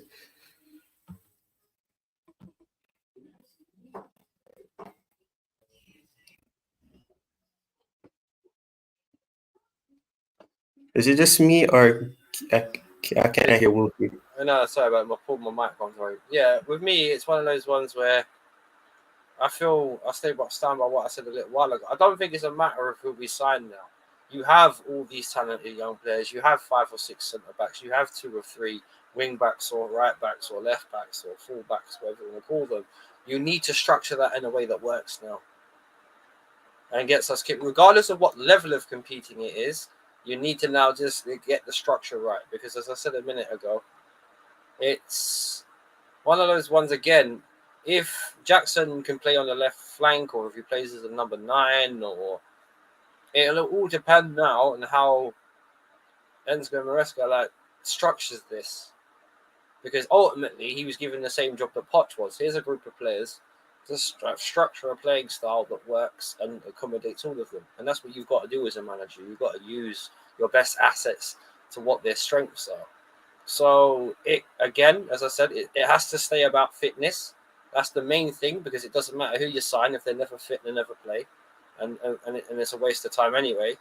And again, you need to have a structure where all these players can play, because even if per se all of these players were good, let's say for example, Enzo, was world class, Lavia's world class, Conor Gallagher's world class, Moses Cancelo's world class.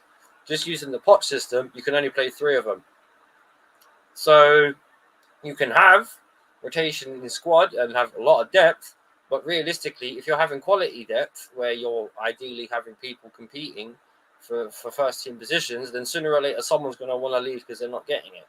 So there's so much to take into account down the line as well. It's a tricky one, but I will stick by this. The main priority is fitness. If they're not fit, they can't play. So what's the point in having them? And again, Wesley Fofana, the Romelu Lukaku's. These are the bleeding, because I analyze things like a medic, because I'm trading first aid. So I see the immediate problem in terms of there's a bleed out. Because this is one of the reasons why we do these financial master strokes. You know what I mean? Because we have the bleed off like because if we got rid of Wesley Fofana and Lukaku, I wonder how much more of that wage bill drops for Chelsea. That's probably together they're on $500,000 a week. So if Wesley Fofana's not fit, get rid of him. If Lukaku is never going to play for us, even if you just get him off the wage bill, sell him at discount. Just get rid of him. You've already met FFP, so why not? Just keep the team fit. Then everything else falls into place for me.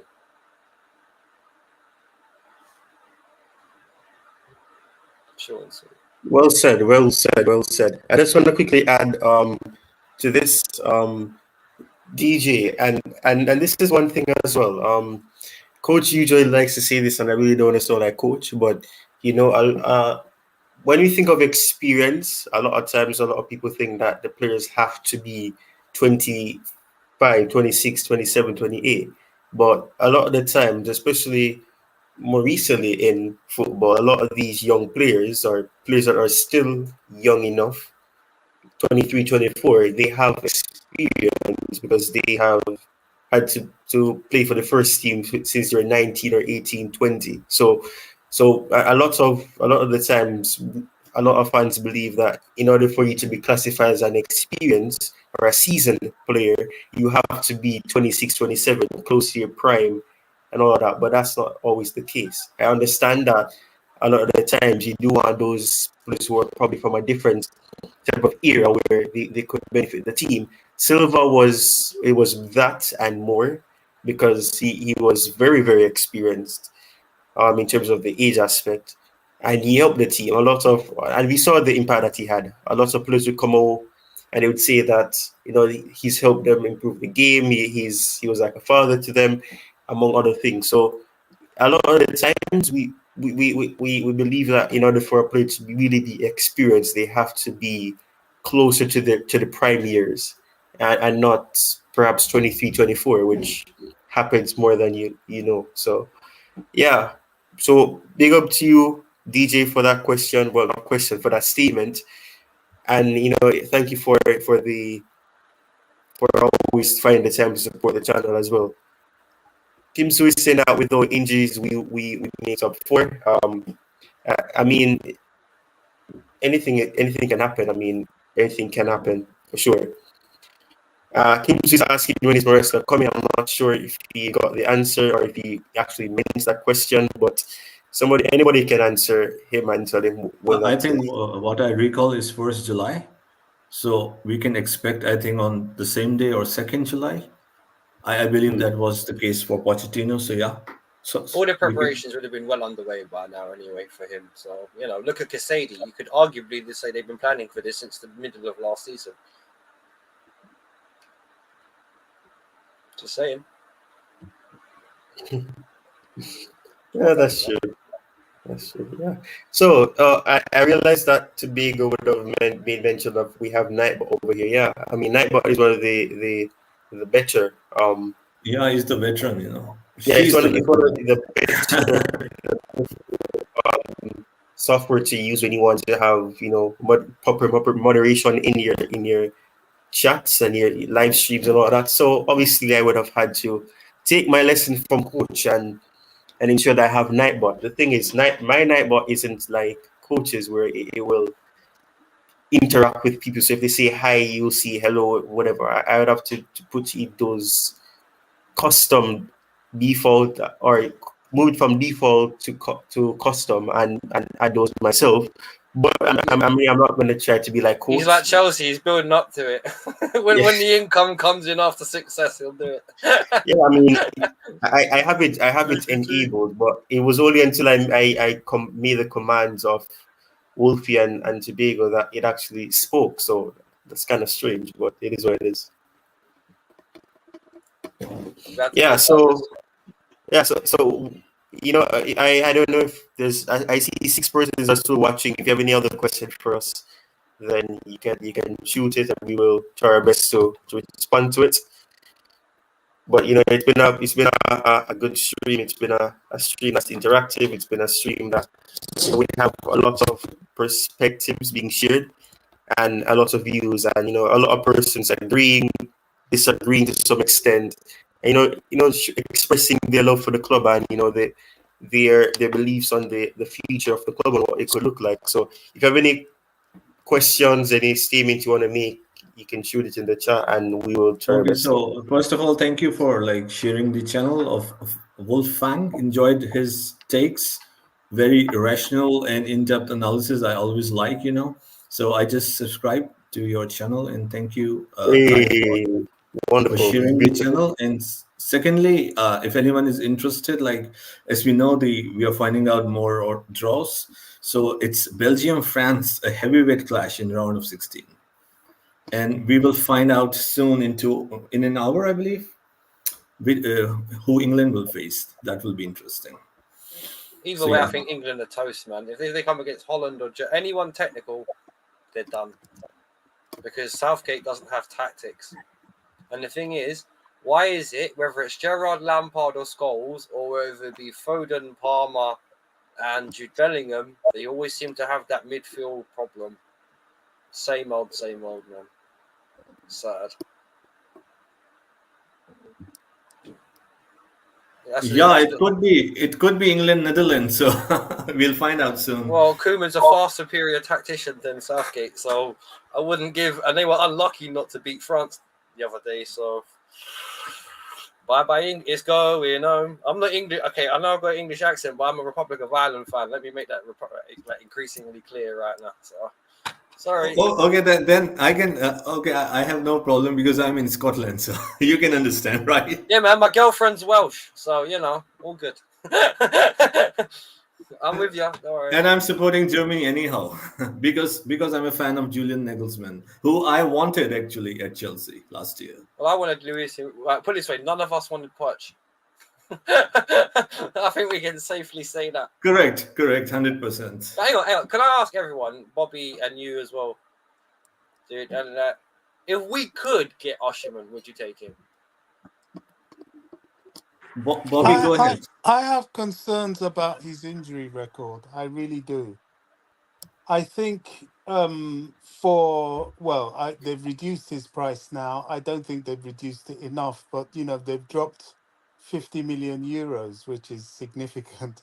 But it still should come down at least another 30 before we should get talking. Because add Lukaku, does that drop maybe about 70, 80 euros? Yeah, I mean, if they'll do the deal, but it's not just that. He has an injury record which is suspect, and he's looking for big wages. Now, I think after he's seen the current financial climate, he may negate a bit on those wages. But there's always the Saudis that are prepared to pay him generational talent money.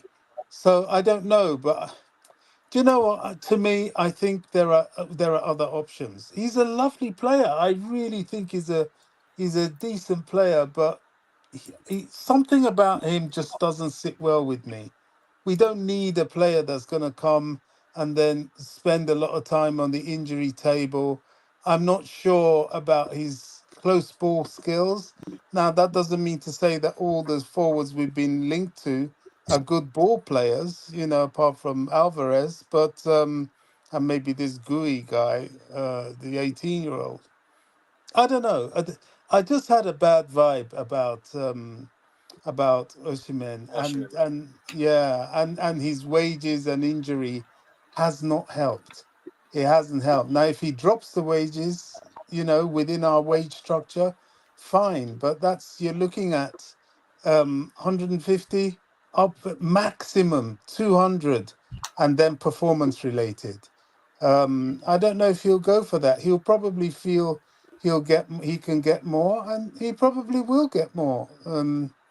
But that's not for us. I'm so glad we're beginning to take this position, walking away from the table. You know, we're negotiating, then you know you come around and you know you Yeah. get someone like Olise that, quite frankly, he was just a luxury to us. And you know this demands of 250K a week On standard.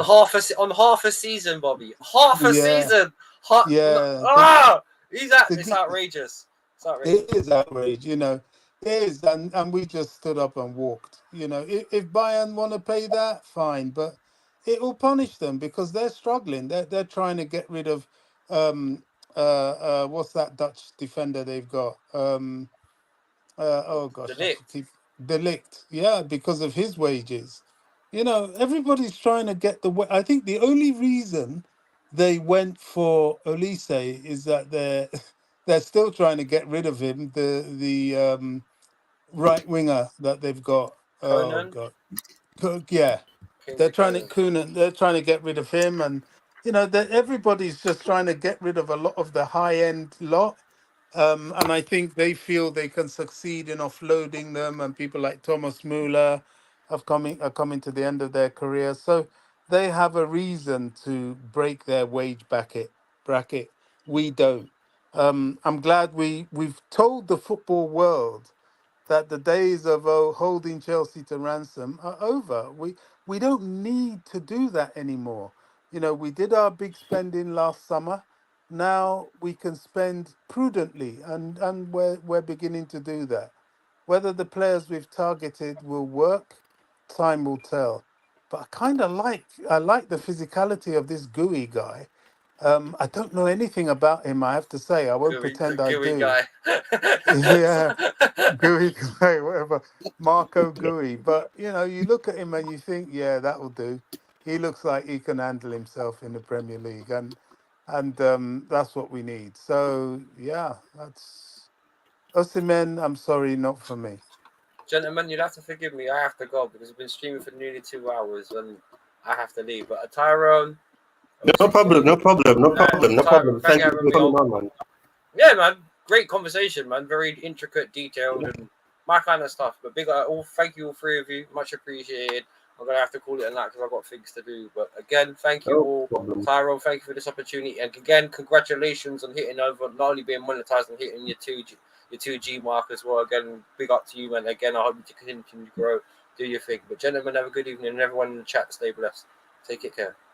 Thank you, Yeah, yeah, Bobby. yeah. Thank you. Remember, guys. Enjoyed the podcast. Remember, guys. Subscribe, Wolfgang. Subscribe to Wolfgang. The link is right in the Enjoyed the chat. stream Right, with but share you. it. Yeah, big up, Yeah, big Bobby, up. please go ahead, Bobby.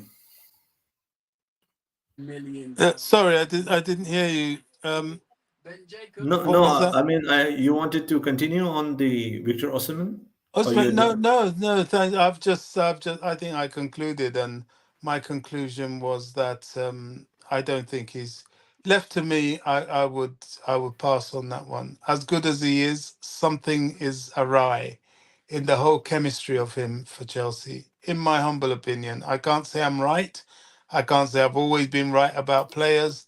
I remember when we were going for Thiago Silva, I was hitting the roof. What do we want with this 36-year-old man? Well, look how that turned out, you know. So I don't know, but for now, I wouldn't touch Osimhen. Yeah, personally, I agree 100%. But as everyone who listened to me in the past many months, I would say, because we are linked, or I would say the fans linked Osimhen to Chelsea more than the reality. Right now, we can say that. Ever since September, I recall the earliest, every other week. And Bobby, I'm sure you must remember having doing at least 100 shows on Osimhen throughout the last 8 months. So on Yeah, different shows on Chelsea Perspective and many other shows. And of course, because it was the most in-demand thing, fans around the world would demand that. And in that context, I'm just revisiting history, you can say history 101 of a very recent history of Osimhen with the fans. So I was so excited, very excited. And of course, for Coachella and my Nigerian friends, I also wanted like Osimhen. It will be fun, you know, why not to have him yeah, at Chelsea? And we had some good players, and the fan base in Nigeria is huge. So for all those reasons, and of course, for footballing reason, I was excited. But now with more and more understanding that I am having, of course, looking at the patterns, the data, and learning from the likes of Bobby, you know.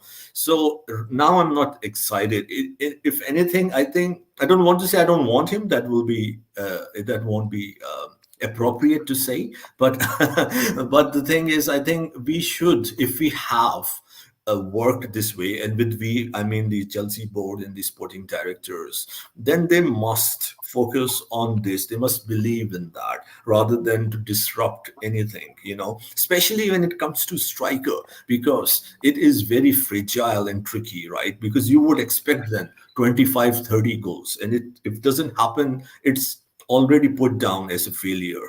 And as Coachella has already explained in detail why why he doesn't think that he will be a good fit for this Chelsea. And also with whatever we have in front of us of Enzo Maresca, limited as it may be, it's still a question mark. And the last thing which Bobby touched on, Mark Gui, I don't know if I mean still learning to pronounce him. Yes, I You're have not seen him. alone. You're not alone. Mark Gui. I don't Okay. even know, honestly. Okay, so we know who at least we know who we are talking about. So Yeah. I'll try to learn. There's so many young Hey, players. That's why it's so as you difficult said, to. I'm gonna mention that after you finish, Tobago asked the question I want us to get to, and then I'm gonna to wrap up the show. I'm gonna Absolutely. share what Fabrizio Romano said about that player that you're talking about. Now I'm not gonna pronounce his name and butcher it again. So yeah, No, it's okay. We are of course learning, so it's okay. So Mark Gui, the Barcelona player, right, the Spanish player. I agree with yeah. Bobby. I have seen him 3 to 4 times in complete games. I think he is, I would say, not just a potential, he's already very good. I'm not saying like he's elite or all those words, which are, I think, will be outdated as well, because everyone say this is elite, that is elite. But I think he is like a proper number 9, which what I understand, very physical and very good, you know, on holding the ball. He has the attributes. He has all the attributes, and at the age of 18, he's not like any other 18-year-old. He is a guy who has real talent, and I am really excited for this signing. So that will be interesting. Yeah. Well said. Well said. I'm gonna share what Tobago, the question that Tobago would have asked as well. Let me see if I can find it. Yeah, here it is. All right. So he's saying, Ty, what is your expectations for this upcoming season and to the panel? Wow, Tobago did that on purpose. So he ensured that I have to answer the question first. Unbelievable. But I will hide, you know, because I okay, Ty, go ahead. Yeah. Yeah. But what are my expectations? I feel like any response that I give might be controversial, to be quite honest. No, I sound like Garvan. I don't know if he's in the chat, but no, I sound like Garvan. But yeah, my expectations is that we aim to get top 4.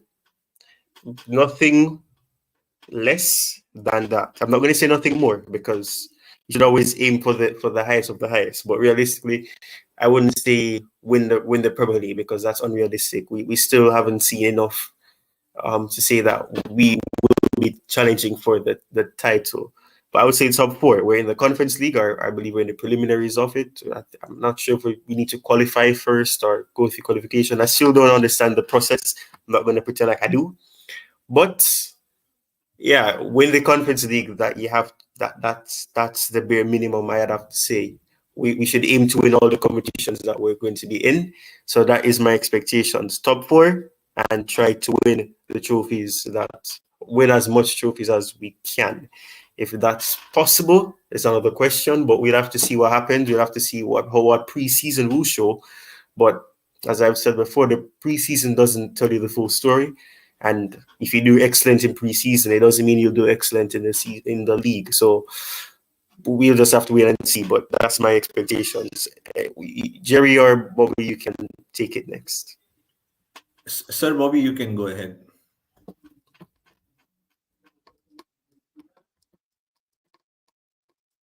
Sorry, I was trying to unmute. Sorry, what was the question? So to be with asking, what are the expectations for the upcoming season? What are your expectations? Well, that is a difficult one. Look, my expectations is to have a fit, or rather a fitter squad. To me, that's everything. I think the fitness of the squad will determine how far this squad goes. I think the squad can go very, very far if they are very, very fit. It's really that simple. We cannot carry anywhere near the sickness roster that we had last season. So that's my expectation. I'm I hesitate to say anything because these are young players. But I am quietly confident that if we are fit, we will be good. Well said, well said. Jerry, don't run. As Tobago said in the chat, don't run. I don't want to Don't run. The heat from the fan base, I don't want to get the heat. Don't run, Jerry, don't run. How do I put it? Someone should help me. How do I put it? Oh, I'll try. Okay, I'll really try. Okay. I don't know. I mean, with more than expectation, what I think, I cannot say that like everyone is entitled to think what they want or what they expect. But what I look, more than the expectation, what I look forward to, or what I expect, I think it will be another season of rebuild. And I'm not saying in a negative way, right? Because as we have already elaborated, Bobby has described, and we all agree to that it will take time. So rather than building my expectation up like always, and as we are used to with the Roman era, like last year also, the expectations were high when Pochettino joined in. So this time I will keep my expectations low, right? If it makes any sense. And for a number of reasons. Enzo Maresca is, with all due respect, is in uncharted waters, uncharted territory, right? We know he worked at Leicester, he was an assistant coach, but he will be the head coach in the biggest league in the world, with one of the biggest clubs in the world, with the expectation of Chelsea fans, the media. How will he deal with that? I mean, you understand, right? So I don't have the answer. If he starts well, fine. If he doesn't start well, how will he deal with that? Because you can train for that. You can sit in your home or hotel and analyze. You can work the strategy on the training pitch. But it's the real deal when the going gets tough, the tough gets going. We don't know how Enzo Maresca would handle that. Of course, I have reservations, but I have my complete support as a Chelsea fan. I would want him to win every game, right? So my expectation is, because he has a different, with what we have analyzed, footballing philosophy, like the ball possession approach is very different to Pochettino's. and the players are generally, I don't want to say young or make it all about inexperience, but we know that they are developing. So I see as another season at least. Of course, it will be even more, maybe 2 seasons for further development.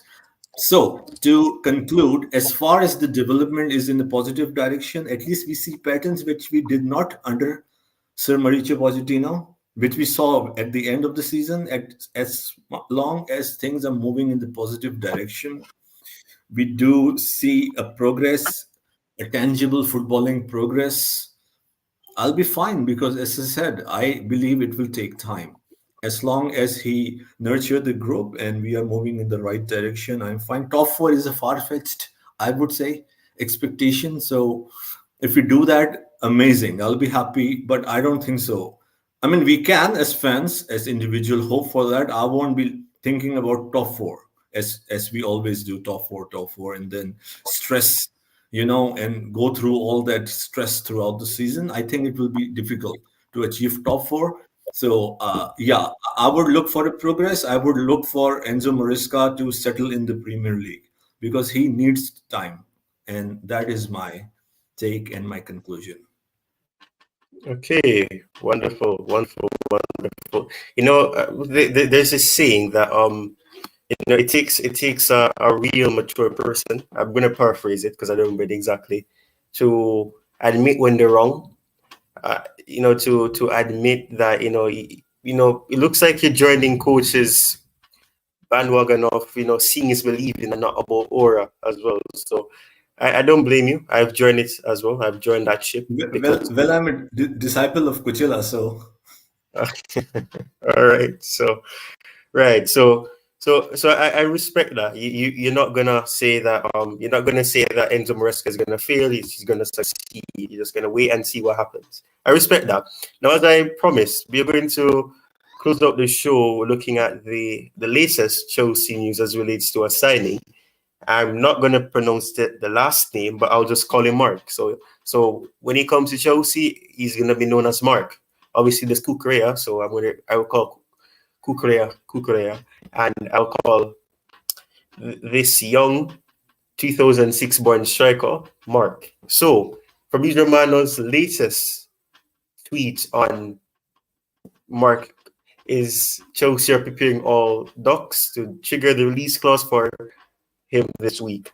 The deal is confirmed as revealed yesterday, and as you can see below that, there's the preliminary tweet that you would have said where he said, "Here we go." And this is something I think Coach mentioned as well. It's very confusing. It's not straightforward because Fabrizio Romano is saying, "Here we go," but now what does his "here we go" really mean?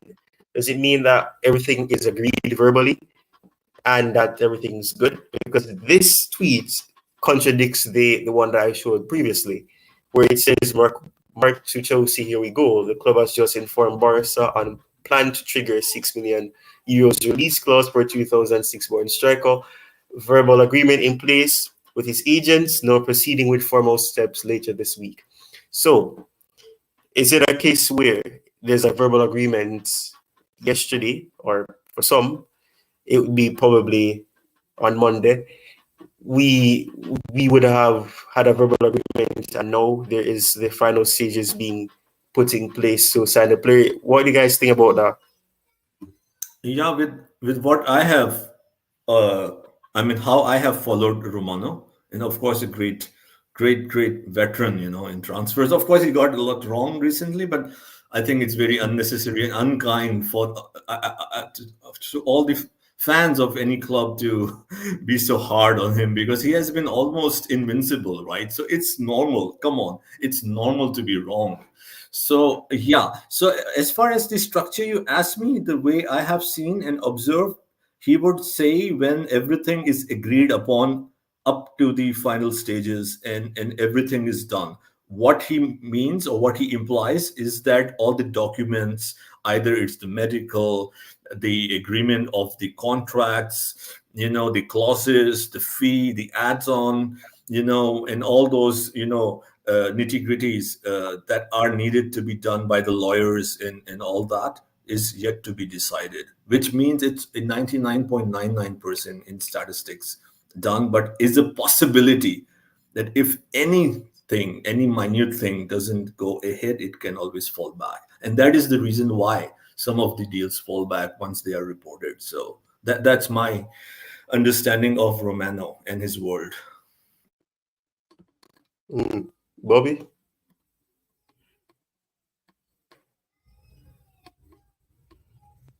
It looks like we've lost Sorry, I was Bobby. trying to unmute. Oh gosh, where are we on expectations? Well, I think I've said all I need to say about the expectations. For me, I cannot sit here and say, "Oh, I expect us to be top four or this or that or the other." We've spent a whole season without a team. So what I'm expecting is for us to spend a season with a team, and from there we'll see what happens. And that is all down to the fitness and the ability to stay fit throughout the season. Fair enough. So, with that being said, I'd like to thank Jerry for joining, Bobby for joining. Obviously, we had Tobago who was on the panel. We had Wolf Fang Division. Don't forget to check them out. I would have shared the links to Bobby's X page, Twitter account page. Blue Board Analysis is Jerry Z. I will also put the information in the description as well when this is all done. But thank you all for watching. Thank you once more for getting me to 2,100 subscribers and counting. Appreciate you guys all. It was a wonderful stream. I don't know if any of you guys want to say anything else before I call this stream to its closing chapter. But no, I'll just say congratulations again. Wonderful journey. I know it will get emotional both for you and me, right? So I won't expand too much. So yes, great work. We knew that at the time it was difficult for you. And Tobeho also, credit to Tobeho who motivated you behind the scenes, and of course many other people, your friends in our community and in your in your family. Hope things are good with your family as well. Looking forward to your birthday on 28th. Very well done. It's an encouragement for me. I feel ashamed having all the luxuries and the tools in the world, but I don't put in the effort that you do. I have to say that. So I look up to you. Double your age almost. I look up to you and learn from you, and you are inspiration for all of us. As I said, not only for content creation, but for any positive ambition in life, we can look up to you. Thank you so much for having me. Yeah, big up. Thank you for joining. Bobby, everything else to say? Yeah, I'm looking forward to pre-season. I think that will give us a sample of what we're to expect for the rest of the season. I think these are exciting times. They're very unknown times, but they're exciting times. And if I can look back to the days when we built squads from scratch before, as I keep saying, I'm pretty sure we're not going to be disappointed in the end. Yeah, that's fair enough. So with that being said, once more, I'd like to thank everybody who joined. There's 6 persons watching right now. I see the numbers is going back up now, and as I'm about to end the stream, it's kind of hilarious. But thank you all so much for watching. It's been a long time since I've done a stream, and I've hosted a stream on my channel. And it reminded me of the greatness of having a discussion, a rational discussion with some fellow Blues, rational, passionate fans of Chelsea Football Club. So, it's something that I'm going to hopefully try to do more of. I can't give a specific schedule at this moment, but it was a really enjoyable stream and show. And Rich Moneymaker shares that same sentiment. Big up to JZ, who is also back in the chat as well. Big up to you, Rich Moneymakers. Big up to everybody who was here. We had DJ, we had Coach, Chelsea Perspective, we had Almighty Blues, Blue Clouds Media, and everybody else. We're not going to take Coach's catchphrases, but You know, if I really didn't mention your name, please forgive me. And I'll see you guys in the next video or stream. Cheers. Keep the blue flag flying high. It's been a long time since I've said that. And I'll see you guys in the next one. Peace.